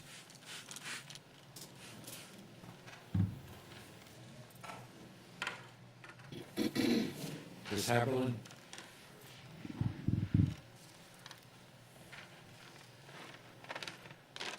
Are you Ms. Haberlin? I am. I'm actually Professor Dr. Michelle Haberlin. Members of the school board President Buck, and Superintendent Levitt, I want to thank you very much for allowing me this opportunity to come before you today. My name is Michelle Haberland. I am Professor of History at Georgia Southern University, where I work closely with the Honors Program, helping to interview high school students for admission and scholarships. I come to you today as both an educator and a parent of a public school student in her all-important junior year of high school. Like Professors Gilbert, Sills, and Batchelor, I too enthusiastically support a temporary revision to the grading system for high school students. Dropping the lowest quarter grade makes sense and should be fairly easy to implement. This change would benefit many students and hurt none. Most importantly, it would help to level the playing field for college admissions and scholarships. I am greatly and particularly concerned about high school students' grades during the pandemic. In recent weeks, the Atlanta Journal-Constitution, the Washington Post, the LA Times have all reported that record numbers of high school students are receiving failing grades in the 2020-2021 academic school year. Savannah's high school students are at a significant disadvantage when competing for college admissions because other school districts are adjusting their grading systems to recognize and offset the challenges students face during the ongoing pandemic. Some have chosen to implement a pass-fail grading structure, while other school districts have opted to make a 50 the lowest grade a student can earn. And other districts still are dropping the lowest quarter, as we have suggested today. These kinds of adjustments to the grading system are happening in other parts of Georgia, in California, in South Carolina, in Maine, and in Florida, and across the country. So when our children apply to college, whether they apply to Georgia Southern, University of Georgia, or Harvard, their GPAs will be compared with the GPAs of students in districts that recognize that the pandemic required an adjustment to the grading system. In this way, Savannah's high school students will be disadvantaged in the college admissions process. I think it's also important to understand the diminished role that standardized tests like the ACT and the SAT are playing in college college application processes. The list of colleges and universities that have gone test optional is in the hundreds and growing every day. It's not just the pandemic, of course, that has to do with the SAT and other standardized tests being seen as measures of privilege. So overall, the importance of those grades, or SAT scores, are going down. And let me be clear, it's not just test optional. At Georgia Southern, we're not test optional. We are actually test blind, meaning that no test score is even looked at during the admissions process. The result is that even more emphasis is placed on high school students' grades and their overall GPA. This emphasis compounds the disadvantages Savannah's public school students will face in college admissions. As a parent and an educator, I encourage the superintendent and the school board to implement grading policies that will allow our students to compete on a more level playing field when it comes to college admissions. We all want to be back to normal, but the pandemic simply isn't done with us yet. And for our high school students who are college bound, the decisions you make about the grading system for 2021-2022 school year will affect them for years and years to come. At this point, I would just like to mention that I am blessed to be the mom of a pretty terrific kid. Nora Hamilton, standing here behind me, is going to read from her prepared statement about her experience as a neurodivergent student during the pandemic. Thank you very much again for allowing me the opportunity. Thank you, Ms. Haberlin. Ms. Hamilton, you signed up to speak. We welcome you. It's nice to have students always. Thank you. Thank you for allowing me to come before the school board and talk about grades during the pandemic. My name is Nora Hamilton. Could you move closer, ma'am? We need to record, and we can't. Thank you. Thank you for allowing me to come before the school board to talk about grades during the pandemic. My name is Nora Hamilton. I'm in my junior year at Savannah Arts Academy, where I'm a film major. During the pandemic, the grading system has not measured students' intellectual abilities, nor does it reflect their dedication to learning. Instead, it measures how good you are at completing work in the midst of a pandemic. My grades this year fail to reflect my love of learning and dedication to education. Grades alone do not paint an accurate picture of neurodivergent students in particular, a group that I happen to belong to. It is no secret that the online format has severely undermined neurodivergent students' academic success. The grading system is quantitative, not qualitative. My grade is a better reflection of my completion of assignments and not a reflection of my mastery of the subject. The emphasis on classwork and homework means that as a means to cement understanding of a subject quickly turns into busy work once you understand the material. I have a tendency to pick things up rather quickly, and I very quickly get bored with my assignments. This tends to be disastrous for my grades because it is hard enough for me to complete assignments when I'm interested in them. At the beginning of the school year, it often felt like all of the assignments I was given weren't real. School didn't feel like school, so naturally classwork didn't feel like classwork, and deadlines didn't feel like deadlines. And even when that passed, I was still struggling to complete work in class online because it only gave me a small cushion. And this year, when assessments were changed from 60 to 40% of the final grade, my grades suffered even more. I often have mastered the subject, but this isn't reflected in my grade. My ADHD has not only made it hard for me to start work, but the projects often take more work to complete because I'm fighting to keep focused and motivated. I work so hard, but I complete fewer assignments than someone without ADHD with the same amount of work. The quantitative system measures the amount of work, not how hard I work. My whole life, it feels like I've been trying to go against the current of a river while people up on the riverbank walk past me with ease. I get very tired of fighting the current, and sometimes I feel like it would be easier to just go with the flow and let the river take me. I know theoretically it would be possible for me to keep walking against this current forever, but I think it would be inhumane to ask that of somebody. I think one day, I will let the river take me wherever it's headed, but I do not think that will erase everything that I've learned, and I hope that at least a little bit of my grade shows that. Thank you. Thank you very much, Ms. Hamilton. I have one other speaker who is speaking to an item on the consent agenda, within the consent agenda. I think I will go ahead and call that person now, even though we've still got board matters to consider. So,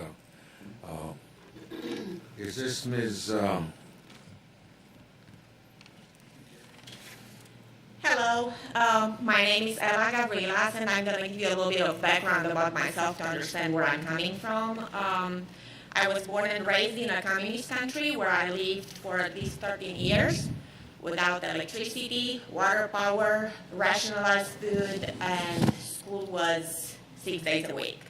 I moved in the United States in Savannah, Georgia 20 years ago, and I've been a taxpayer here for the past 20 years in this district.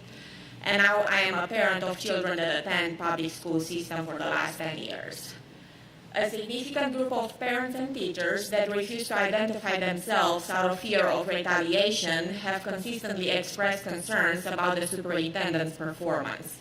Unfortunately, the outspoken ones suffer the consequences of standing up for their beliefs, even though previous history had proven year by year that those educators have been instrumental for the quality of academic achievements in those schools.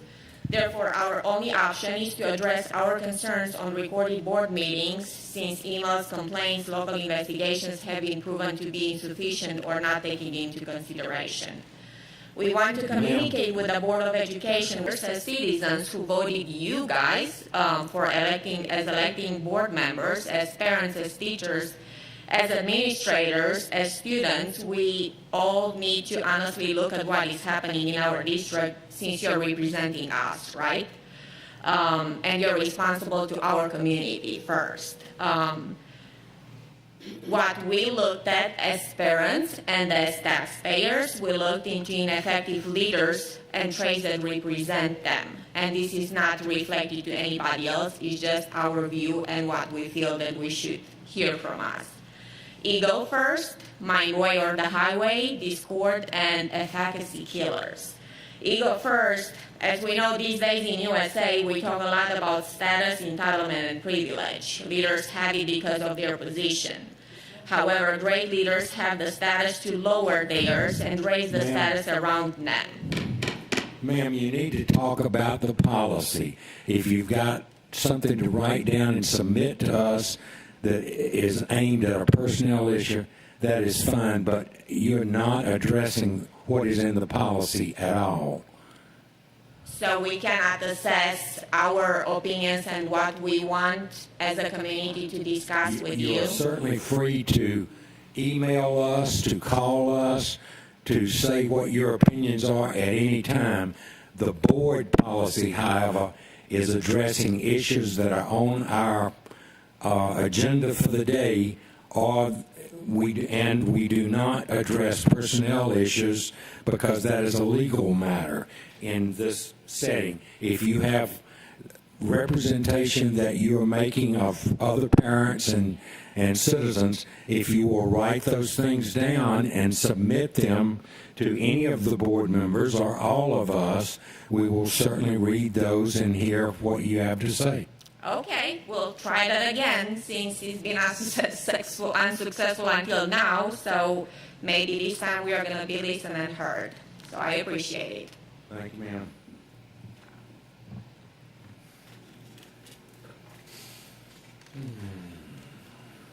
Moving on, that was our last speaker. And next we go to, yes ma'am. I didn't even understand what her name was. What was her name? Her name is ELAGAVRILAS.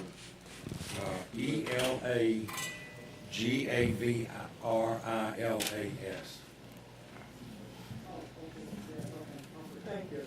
Yes, ma'am. We have several board of education matters. We have first, and I'm going to ask Mr. Hediger to sort of move us through this because it works faster that way. First thing is 8.01, and that is the school district organization plan 4-year review, and this is a first reading. Thank you, sir. Yes, 8.01 and also 8.2 actually both are 4-year policy reviews. You will see reflected in both of them modifications that administration is bringing forward for suggested edits to the policies. I will note that as a procedural matter, it's important for the public who's reading our policy changes and the board at large as well to remember anything that is red is something that we're recommending for a change. You'll also see red copy with a strike through that means a delete when we receive feedback from the board, or if we make any modifications when it comes back for a second reading. Of course, that would then go into the consent agenda. Anything that was reviewed and approved would turn to blue copy, and of course any changes that we made based on feedback would be in the red copy, so you'll see that in the consent agenda. I asked Mr. Hediger to explain that to us because I can constantly get confused as to whether it's red or blue or a 4-year review or whatever. And so he continues to explain to me. We're happy to keep you on track, sir. Any questions about these two, though, that are 4-year review items? And this is first reading only. If you have suggestions, Dr. Howard Howell, I'm sorry. Yes, since we have Port Wentworth, should we add pre-K to second as a grade span for this? And out for me, but I'm basically talking about Port Wentworth. I know for pre-K through second, it's the only school that is the pre-K through second, but. Well, yeah, if I could add to that, there is a corresponding regulation to this that we are looking at that spells out processes for unique configurations such as that. So the key thing on the policy side is the high level. What are your standard operational order for your grade bands in your schools, which we have listed in there. And then if there are unique considerations, such as a pre-K through 2 or something else that would be outside of that realm, we'll have the process spelled out for you at another meeting to show that. Of course, that happened prior to this review and the updates that we needed. Things like that actually drew our eye to us to know that we had a need to update this policy. So we do have a regulation side that will be coming at another meeting. Thank you. If you see anything else, it's always helpful to let us know immediately, Mr. Hediger, Superintendent, then we can get changes done and suggested and back and forth.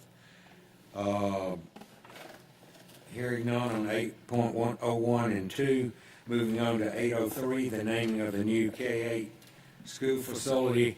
This is a second read. Remember, we didn't vote. We read it into the record last time and in essence made the motion. So this will be the vote today.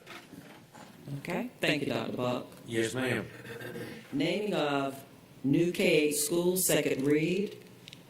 Policy FDC, naming facilities, states that before adopting a name for a facility, the name shall be presented to the board at one meeting and voted on by the board at the next meeting.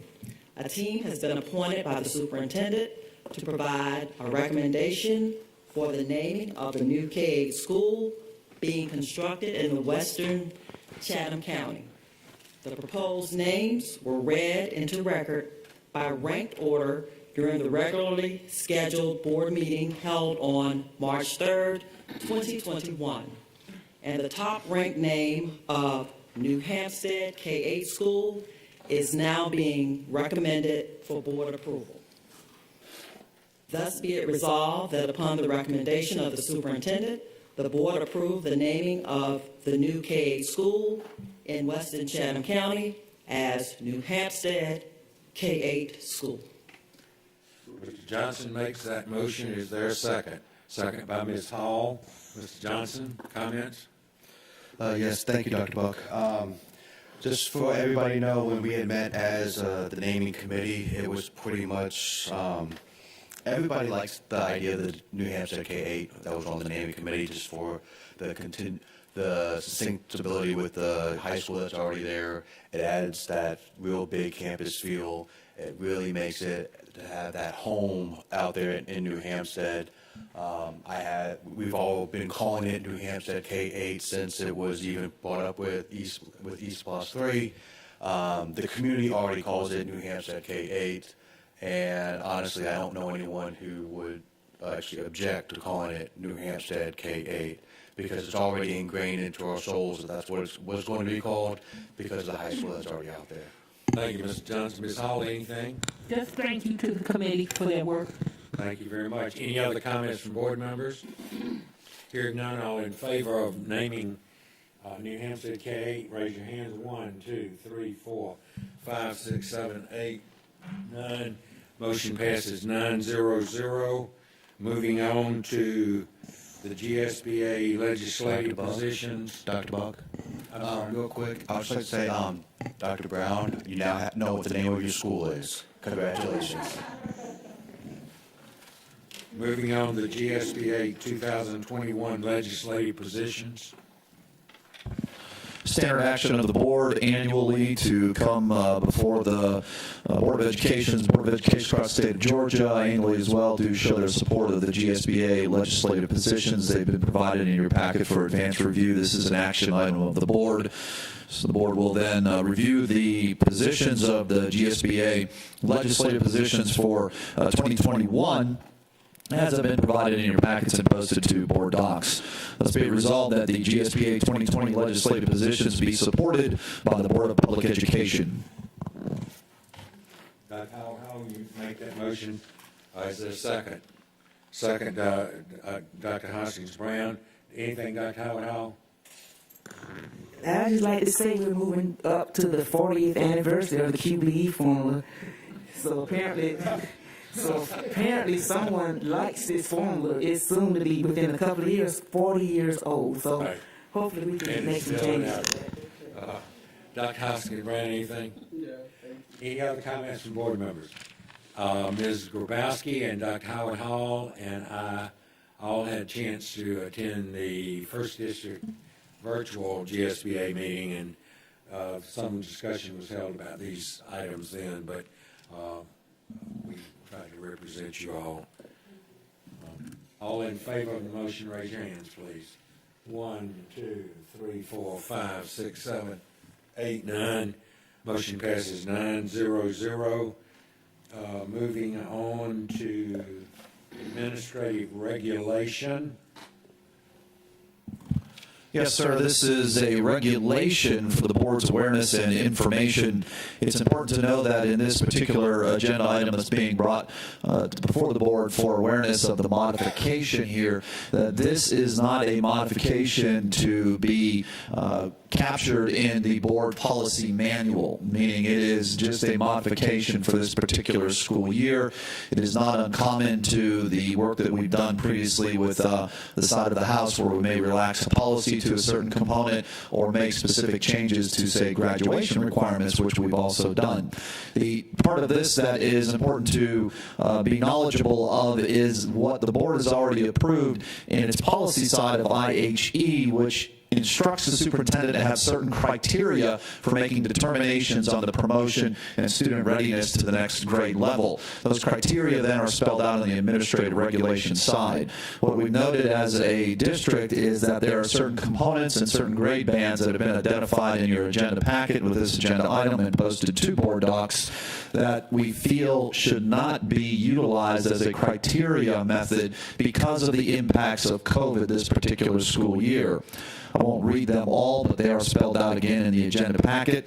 Again, this only impacts grades 1 through 5 and grades 6 through 8. So what will happen is this document will be utilized as the moving forward method for school principals to use as their guidelines for making promotion and retention determinations, and they will use the criteria that have been spelled out here. 2 of the 5 have been eliminated from grades 1 through 5, and 3 of the 6 have been eliminated from grades 6 through 8. This is not a vote, but this is strictly any discussion. Mr. Johnson? I do have a question about the grade levels 1 through 5 and 6 through 8 about the Georgia milestones for testing for grades 3 and 8 not being applied to the school year. Does that mean, are we still going to have them take that, or is it just not going to count against them with their score? Will not count against them. As you heard me say during my operational update, the guidance has been that we do not force children to come in to take the test. We do have a significant number of children who are operating from home. If those children want to come in to take the test, they are certainly allowed to do so. So we obviously can't count it against them. What we have said to the state superintendent, and I think I told you when we met last, that I also stated to the new education secretary that I thought the administration of testing was not an appropriate vehicle at this point, although the test offers some additional information. It certainly does not represent an equal experience for children. So Georgia's still making us. I'm sorry. So Georgia's still making us do it, the state of Georgia? The waiver for us not to give the test was not approved, so we're not supposed to give it. But as you can see, it's been kind of minimized in terms of impact because there is a recognition that all the learning conditions have not been the same. We do think it will offer some valuable information. Thank you, Mr. Johnson. Dr. Freeman? I would just like to thank the district on modifying and being open to modifying things during this time. And I would like to ask the district and the Academic Affairs Department to ponder some of the comments we heard from the professors from Georgia Southern. I thought they made some valid points, especially showing precedents from last year. So please take a moment to think on that, because I think this regulation shows that we are kind of thinking about how we can help students through unprecedented times. Thank you. Thank you, Dr. Freeman. Ms. Hall? I also thought that the speaker's recommendations are worthy of our consideration. And I don't forget Connie and summer school on here, so that people won't think that whatever's in place May 30th is the final deal. Dr. Levesque, do you think we need to add anything like that summer school attendance may? Yes, ma'am. It is a part of our work. I think you heard Dr. Kay say earlier that for some of the students, and I think we said it previously too, but I think it's a good reminder. Some of the students we will say, you need to be in summer school because you simply have not demonstrated mastery, at least for the time that you could. So we are talking with parents directly. But I also think it's an important point to make. We heard the persons who came earlier, but also be reminded that this is a regulation modification that was made as a result of feedback from principals and teachers, and we've also been entertaining some of that also from high school. So you can expect to see some other modifications. We think it's important to recognize that things are not normal, and we appreciate your flexibility with understanding things are not normal. There are places in the country where there are no grades being given. It's only pass or fail. So we recognize that there are people who are really hanging on to, my child must make an A, but we also recognize that families, all of us have been traumatized in one way or another. So thank you for being flexible, and this is an indication that we are indeed looking at the human side of all of this. So thank you. Thank you, ma'am. Any other comments about this? Remember, this is not a vote. This is strictly a regulation at this point. Hearing none, moving on to the bell schedule, which is a vote.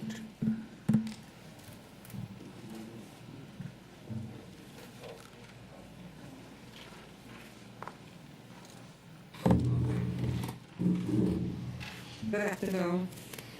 Bell schedule school year 2021-2022.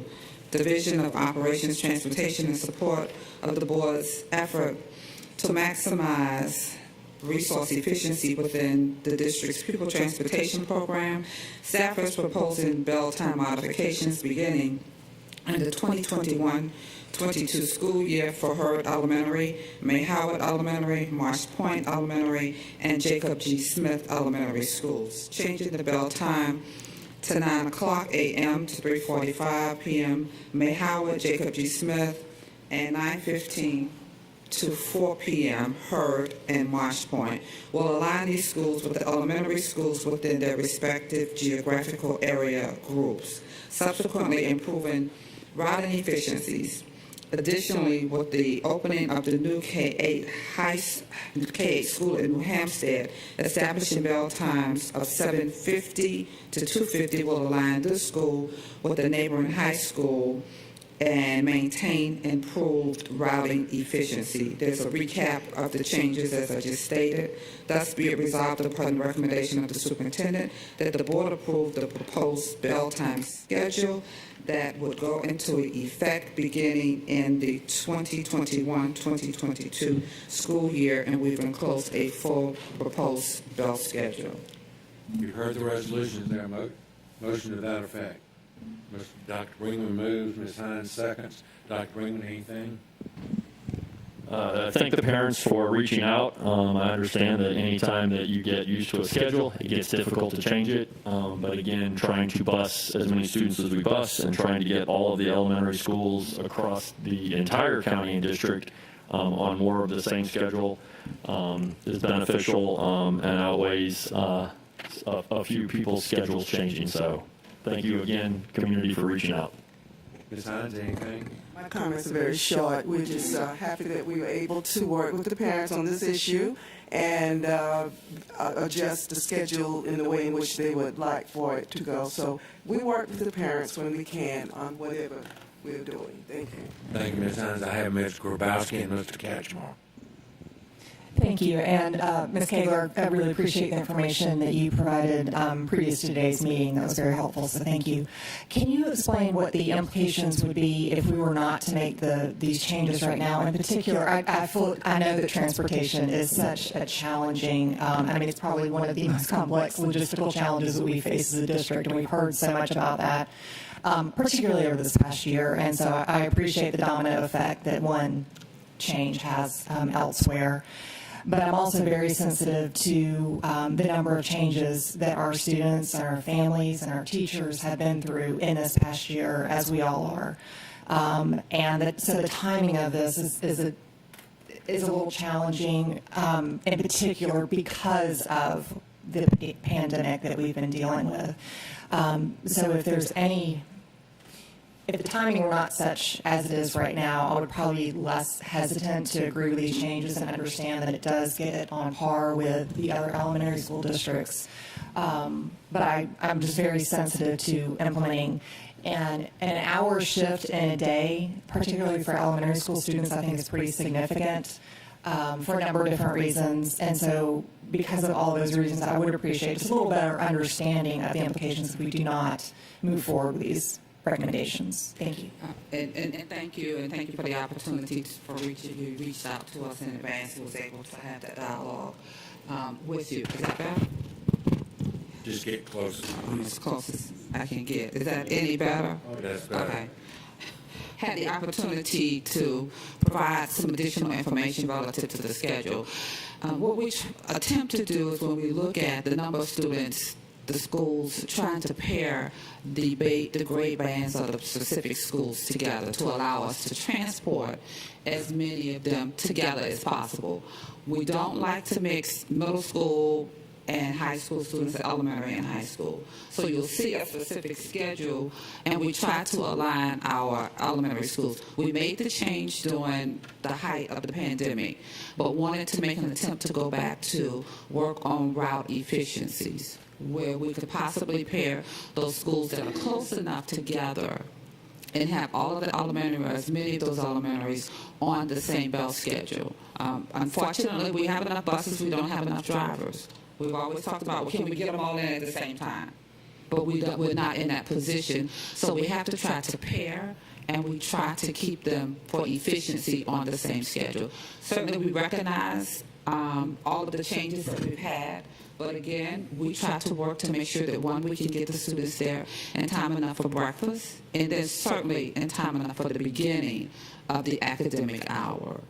So not pairing them will certainly have an impact, but I can stand here and assure you and everybody else that I've always done, we're going to do our very best to get the students there. But recognizing that we do have to contend with the driver shortage, looked at the staffing level, we still have drivers who are either on quarantine or some who are out on FMLA. So whenever we can work to create those efficiencies, we do.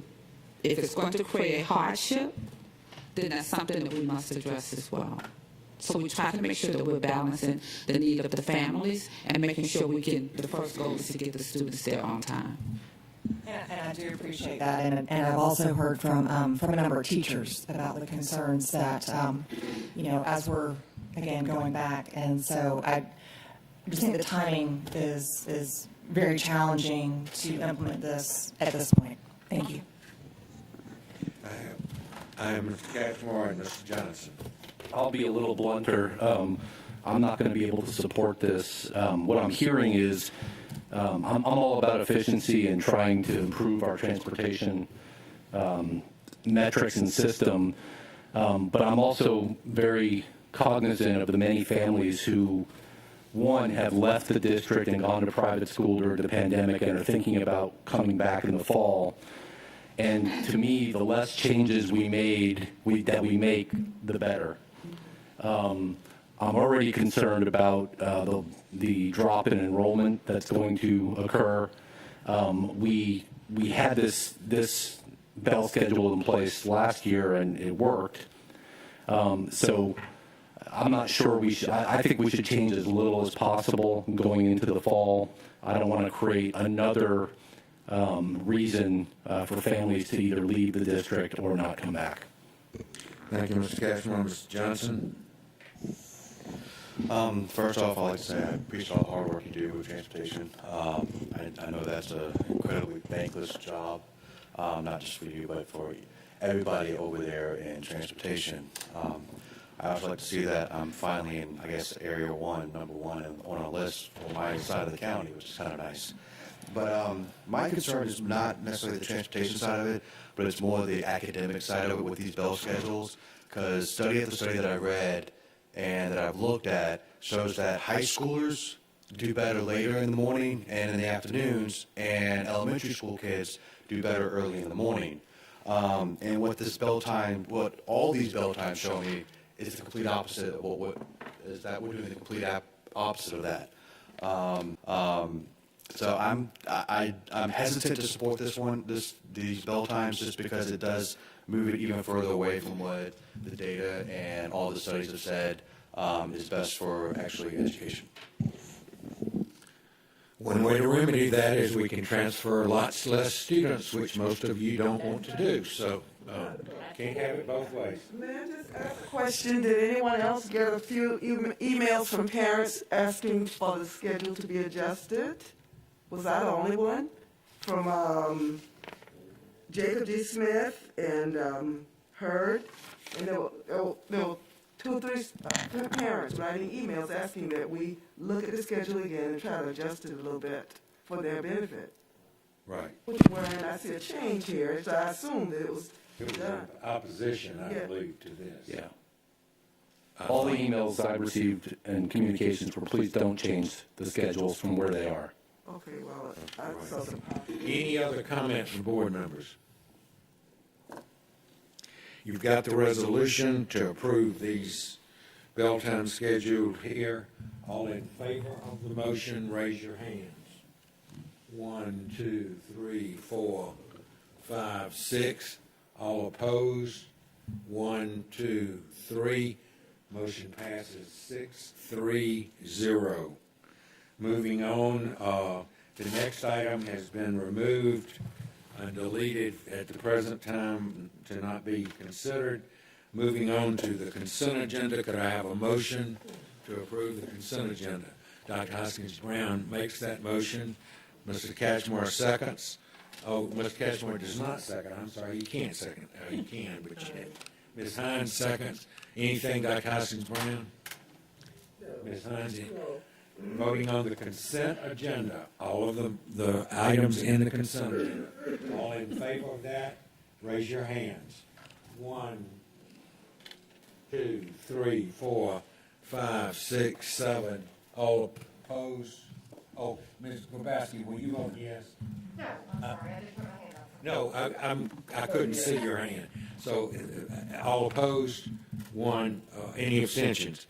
Motion passes 8-0-1. Sorry, 8-0-1. Moving on to Go 1, new K-8 school opening. Ms. Brown, Dr. Brown, you've been here all day.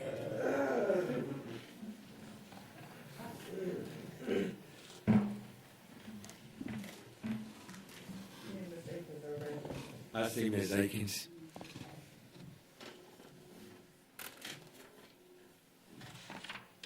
Yes, he has, and thank you, Dr. Brown. We've seen a lot of each other and talked a lot to each other over the last several months, along with Ms. Miller-Kegler and the whole crew. So thank you so much. We're glad that we're coming to hopefully the ending point and getting the students into the school as soon as possible. It gives us great pleasure to provide an update for the new Hampstead K-8 school, which I can officially say today. This is evidence of the forward-thinking approach as the growth in this area is occurring at a rapid rate. We have Dr. Troy Brown, the new principal, and Mr. Trayvon Jones with us today. Dr. Brown will address the student transition plan, and Mr. Jones will address the construction.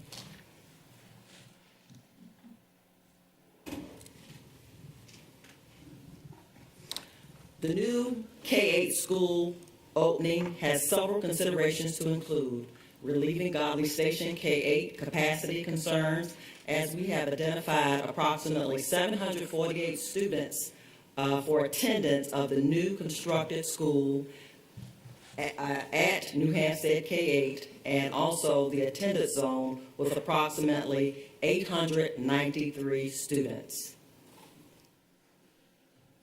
The benefits include moving students collectively, the reduction of annual fees paid to house students in portables, rezoning students who are geographically closer to the new K-8 school, adheres to the principle of being least disruptive. The new K-8 school will begin with an ideal capacity which leads to opportunities for future growth, as well as creating an ideal teacher-student ratio at the New Hampstead K-8 and Godly Station K-8, which will have a positive impact on teaching and learning.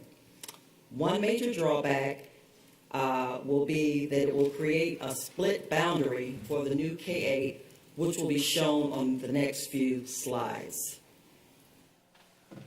This slide indicates the current student census data of the schools that will be impacted by grade level. The schools include Bloomingdale Elementary School, West Chatham Middle School, and Godly Station K-8 School. This includes 113 students from Bloomingdale Elementary School, 833 students from Godly Station K-8 School, and 42 students from the West Chatham Middle School.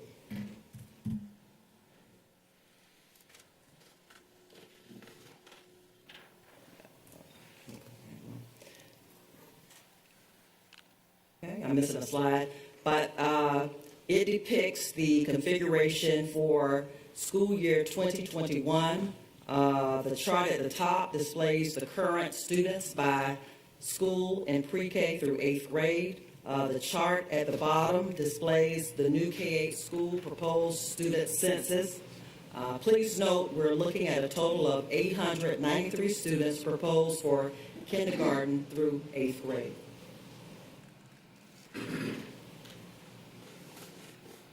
Good afternoon. This slide shows the current and proposed elementary and K-8 boundaries. If you notice, on the left, the current boundaries are where Godly Station the zoning is for Godly Station and Bloomingdale. But if you look to the right, that map shows where the Godly Station attendance zone is reduced to include that green area, which will now be the new Hampstead K-8 students. And then over on the Bloomingdale side, off of 204, anything, if you're coming from Bryan County, off of 204, the area to the left would be the new school, because that's closest to the school. And then the bluish purple area, whatever that color is considered to be, will remain at Bloomingdale.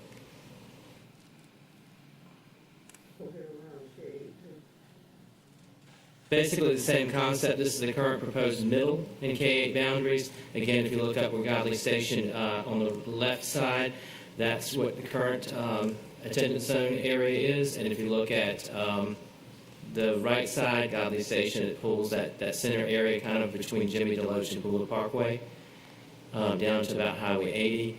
And then over on, when you see the West Chatham Middle School area, but when you pull the Bloomingdale students that's off the left of 204, it does, some of those students that would be going from Bloomingdale to West Chatham Middle School will now be going to the New Hampstead K-8 school.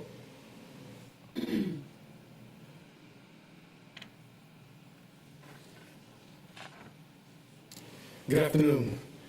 Before you is the construction weather days and construction delays chart. The takeaway from this slide is that in the first 5 months of the construction project, over half of the additional days took place during those first 5 months. We provided a 10-year average contractually, which was 113 days. There were 161 total days, which is 52% over the average. Again, half of those came in the first 5 months of the construction, which is when the critical events take place, such as the pouring of the pads, the grading of the site. The sooner we can get the building out the ground and the roof on, the better, the faster we can keep the weather from affecting us. Here are some of the pictures showing the impact from the weather. You see we have Lake Hampstead in the middle where the courtyard is supposed to be. In addition to the weather delays, the contractor was also severely impacted by subcontractors and COVID-19, some of which did not return, such as the Mason subcontractors. They had to go down to Florida to find some more. Most recently, we've had some quality control issues. We conducted a internal analysis, and we found that the schedule is going to be even more delayed than they've let us know so far. So right now, contractually, we're opening on, they'll be finished with the construction by August 13th. After we conducted our independent analysis, we found that date is closer to the beginning of October. Because it is a 1,500 FTE school, it will take us about 2 months to have the FF&E in place and ready for students.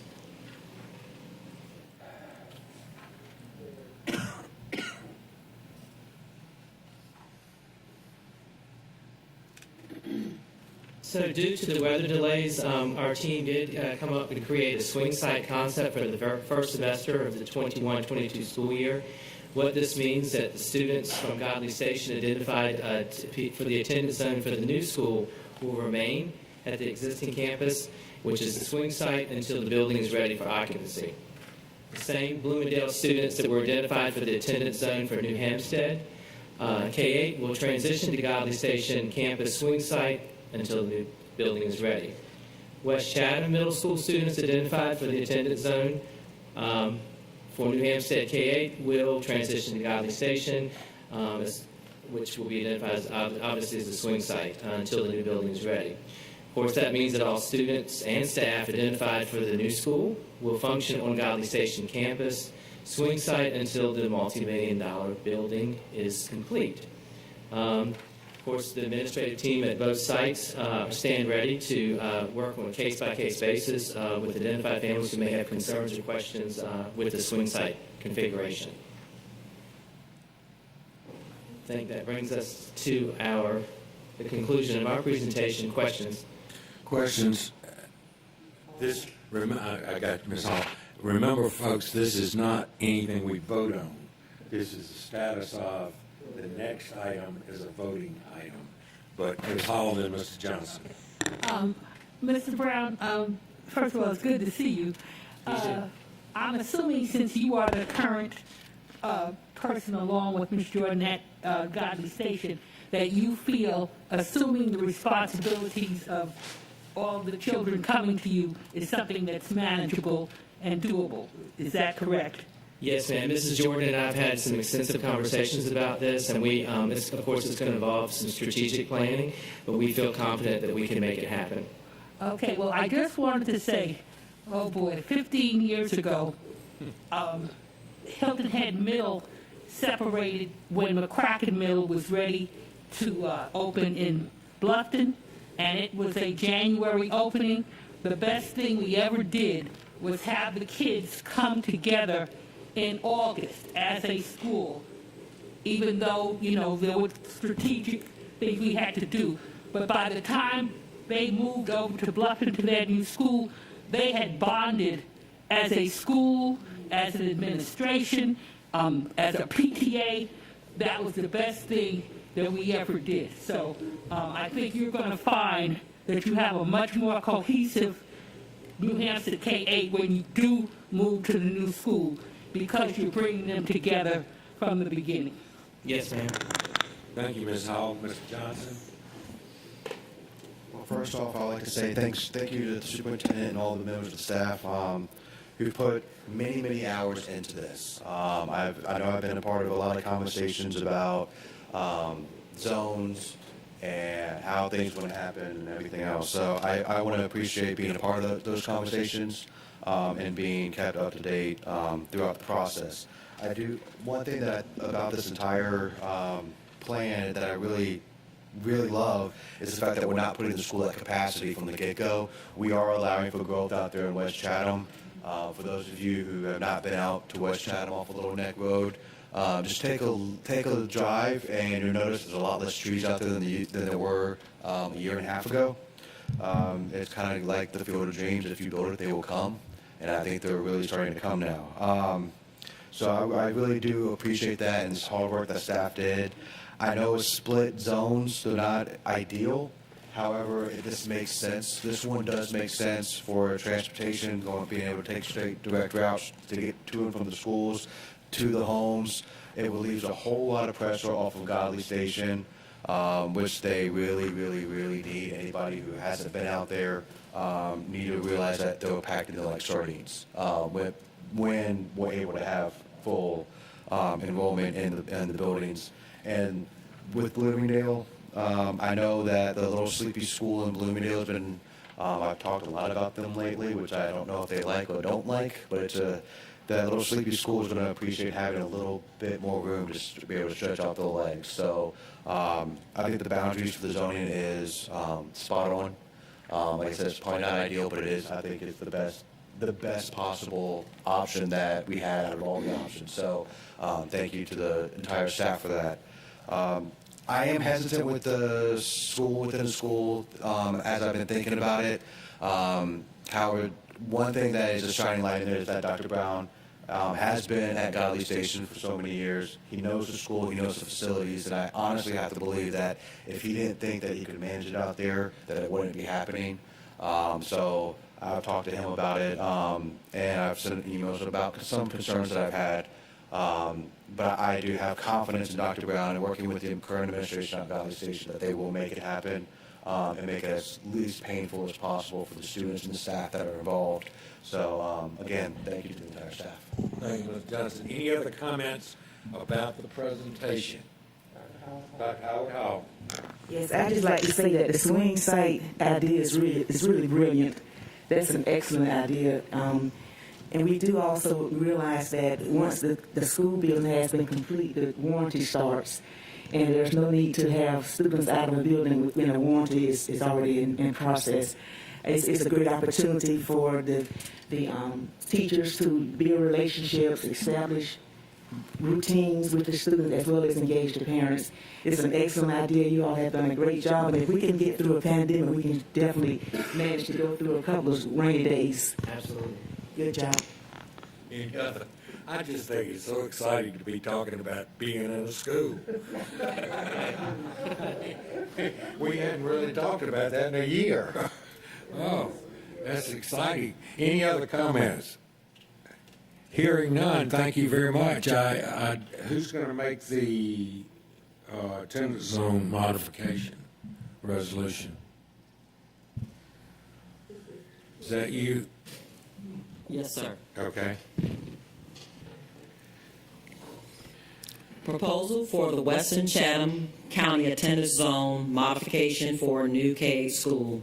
SCCPSS strives each year to maintain consistent attendance zones with limited disruption to student movement. SCCPSS regularly reviews enrollment trends, population data, and growth indicators to adapt to changing market and community conditions. This review is done in a manner that seeks to address school capacity levels for the support of effective teaching and learning. The new Hampstead K-8 is part of the district's strategic plan in response to community indicators that show rapid growth in Western Chatham County. The construction of the school will alleviate capacity concerns at surrounding schools. District staff have reviewed data, held parent meetings, presented information for community stakeholders, and assessed various configurations to meet the greatest needs and ensure proper enrollment levels for the new school and other existing sites. After careful review of the current boundary lines and existing capacity levels, boundary line modifications have been proposed for Bloomingdale Elementary School, West Chatham Middle School, and Godley Station K-8. Godley Station K-8 includes the largest number of students identified for the new attendance zone. This approach aligns with the district's goal to address capacity concerns. Godley Station is currently at 119% capacity. Thus, it be resolved upon the recommendation of the superintendent that the board approve the proposed attendance zone modifications for Bloomingdale Elementary, West Chatham Middle, and Godley Station K-8 to create a new attendance zone for the new K-8 or new Hampstead K-8 in Western Chatham County as shown on the attached map beginning school year 2021-2022. Thus, be it further resolved that the superintendent shall implement a transition plan for identified students to attend the new school at a time when construction is complete and the school is ready for occupancy. Thank you. You've heard the resolution. Mr. Johnson makes that motion. Dr. Howard Hall seconds it. Mr. Johnson, anything? The only thing that I would like to say is that not only is Godley Station at 119% capacity now, I think I've seen some stats where it's been as high as 123 or 126% capacity.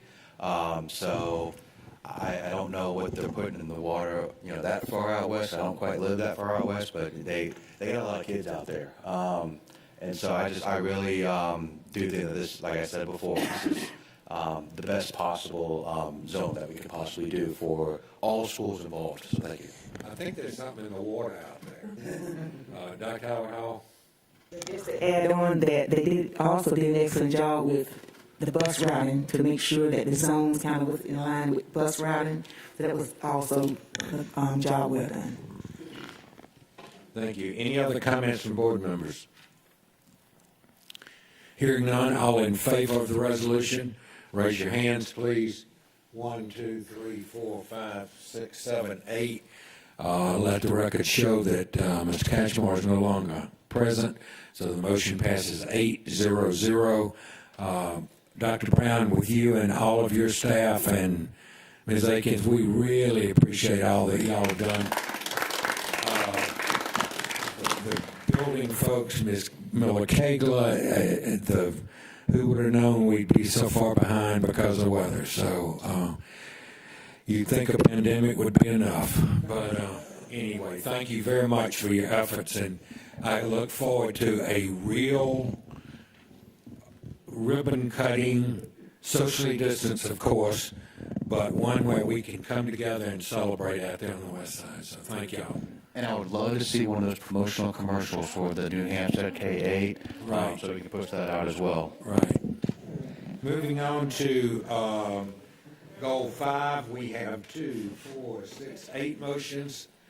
First one has to do with CARES Act, Fund 420. And don't read us everything in those lines. Yes, sir.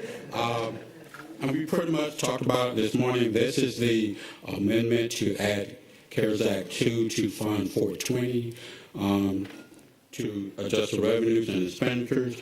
Thus be it resolved upon the recommendation of the superintendent that the board approve the CARES Act ESSER 2 budget amendment in the amount of $88,599. Sorry.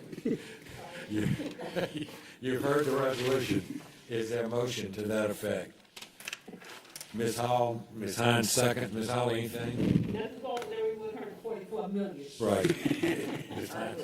Any other comments from board members? Yes, Mr. Johnson. Just got a quick question.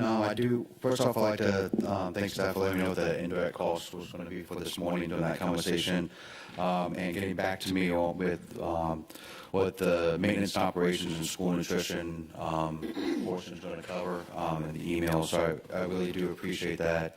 I have spoken with Chief Enoch about campus police and their portion and what they're planning on doing with that. So that was very, very much appreciated. I'm just kind of wondering what, data information and information academic affairs. I'm not saying I need a line by line thing, but just overall kind of what they're thinking about using with their portion of the CARES 2 money. Okay, sure, we can get that information to you. All right, thank you. Any other comments from board members? Hearing none, all in favor of the resolution, raise your hands, please. 1, 2, 3, 4, 5, 6, 7, 8. Motion passes 8-0-0. Let the record show that there are 8 board members present. Moving on, Title I grant, Fund 403. Item 11.02. This budget amendment is to recognize the carry forward funds for the Title I grant for the grant period that ended last September 30th. Thus, be it resolved upon the recommendation of the superintendent that the board approve the budget adjustment of $2,251,600 for the New Year's Title I grant carry forward. Heard the resolution. Ms. Hall makes the motion. Mr. Johnson seconds. Ms. Hall, anything? Mr. Johnson, anything? I'm just glad to see we're not seeing a whole lot of travel over the past year with one of this budget transfer. So thank you. Any other comments from board members? It's good to see that these funds are being expended. So that's good to see that it's all outlined and ready to go because we have a lot of spending to do. All in favor of the resolution, raise your hands, please. 1, 2, 3, 4, 5, 6, 7, 8. Motion passes 8-0-0. Moving on to 1103, Budget Amendment, Title 4A. The State Board of Education has awarded Savannah Chatham County Public Schools additional funding for the Student Support and Academic Enrichment Grant in the amount of $1,011,895. Thus, be it resolved upon the recommendation of the superintendent that the board approve the FY 2021 Title 4A Student Support and Academic Enrichment budgeted revenues and expenditures in the amount of $1,011,895 as shown in the above tables. Thank you, Mr. Jackson. You've heard Ms. Hines moves, Mr. Johnson seconds. Ms. Hines, anything? Ms. Johnson, Mr. Johnson, anything? I love seeing all this great money coming back to the district. Great. Any other comments? Hearing none, all in favor, raise your hands, please. 1, 2, 3, 4, 5, 6, 7, 8. Motion passes 8-0-0. Moving on to the 21st Century Grant. Okay. Item 11.04. The Georgia Department of Education has awarded Chatham County $2,100,000 for 21st Century Grant and has received carry forward funds of $446,734, totaling $2,546,734.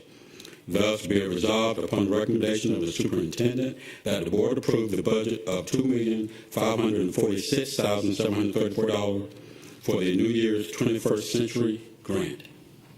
You've heard the resolution. Ms. Grabowski makes that motion. Is there a second from Dr. Hoskins-Brown? There is. Anything, Ms. Grabowski? Dr. Hoskins-Brown, anything? Any other comments? I'm trying to balance the sides. So I always aim at this side. So, hearing none, all in favor of the resolution, raise your hands, please. 1, 2, 3, 4, 5, 6, 7, 8.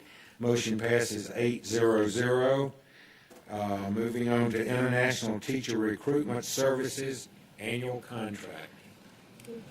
Item 11.05. On May 6, 2020, the board approved the award of RFP 20-33 International Teacher Recruitment Services to the firm Interlag Incorporated as the primary provider and the firm TPG Cultural Exchange LLC as the secondary provider.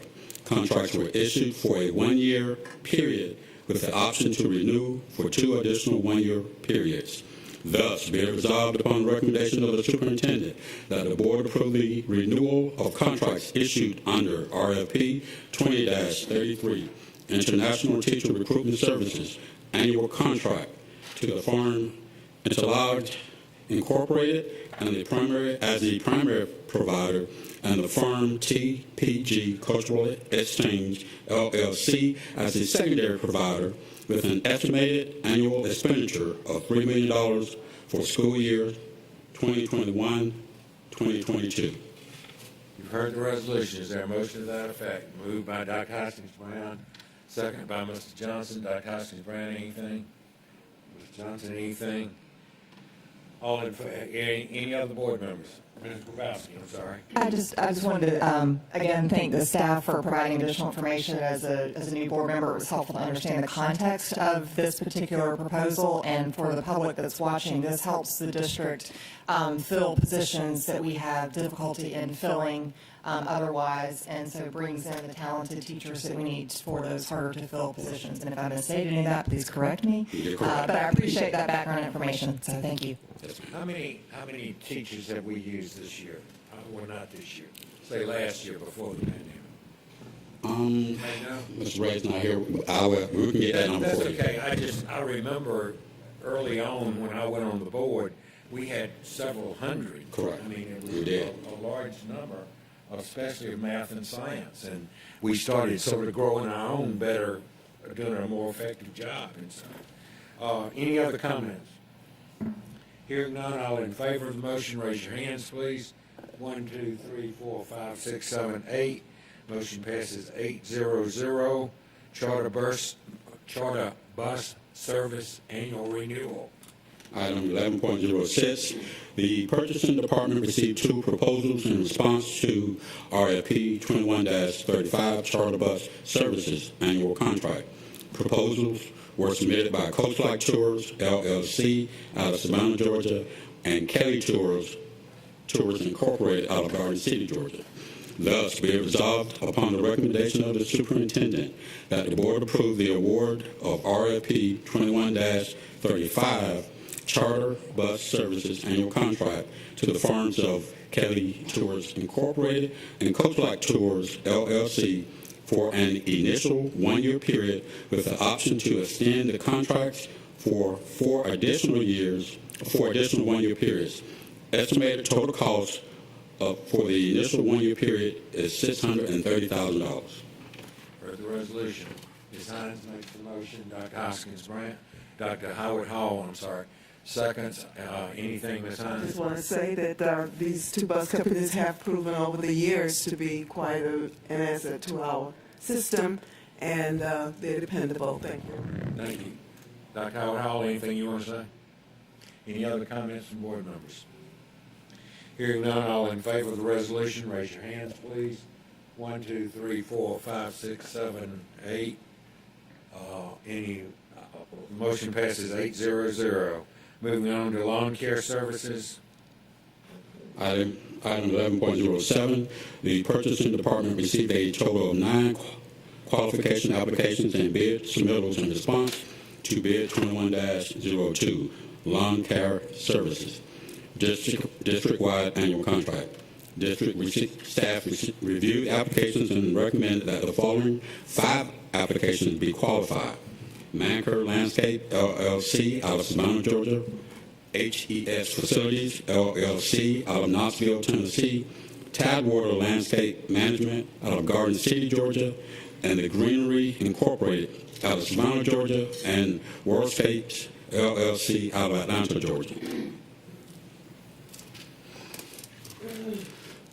Thus, be it resolved upon the recommendation of the superintendent that the board approve the award of bid 21-02 lawn care services district-wide annual contract to the firms of Manker Landscape LLC and Tidewater Landscape Management as listed in the above table at an estimated annual cost of $896,610.84 with the option to renew for 4 additional one-year terms. Heard the resolution. Ms. Hall moves. Ms. Hines seconds. Ms. Hall, anything? Nothing except that I think we've gotten very good service from Tidewater and Manker, so I'm happy to see that we're continuing. On behalf of Manker, one of my former schoolmates, he's done a wonderful job. He's been with us a long time, so hope he's. Thank you. Dr. Hoskins Brown. Thank you. I just had a question about the feedback. I see there are other companies here that we have seen apply for this contract in the past. Are they getting constructive feedback from the review process that would make them be more competitive? Or can they get that? Yes, staff, after all of the bids are awarded, staff does go back and reach back out to those companies and identify areas where they can either strengthen their proposals or get additional references or work that will help them in the future. Thank you. I have Ms. Hall, Ms. Johnson. Mr. Jackson, it just seems to me that a company in Tennessee or Atlanta, that what they would probably do is subcontract that to somebody local. So why, I kind of don't understand why we're reaching across state lines that far about this when most likely we could find local substitutes when we need to. If you could explain that. Now, for the most part, when we issue bids or put RFPs out, just like with construction company contracts, we do them on our website for one, and we also send them, depending upon the price of the contract, they're included in the state of Georgia's bid database. So companies, pretty much any company in the South can respond to bids and RFPs we put out there. We do that just to be transparent and to give some companies the opportunity to participate, regardless of how large or how small the operation is, the bid is.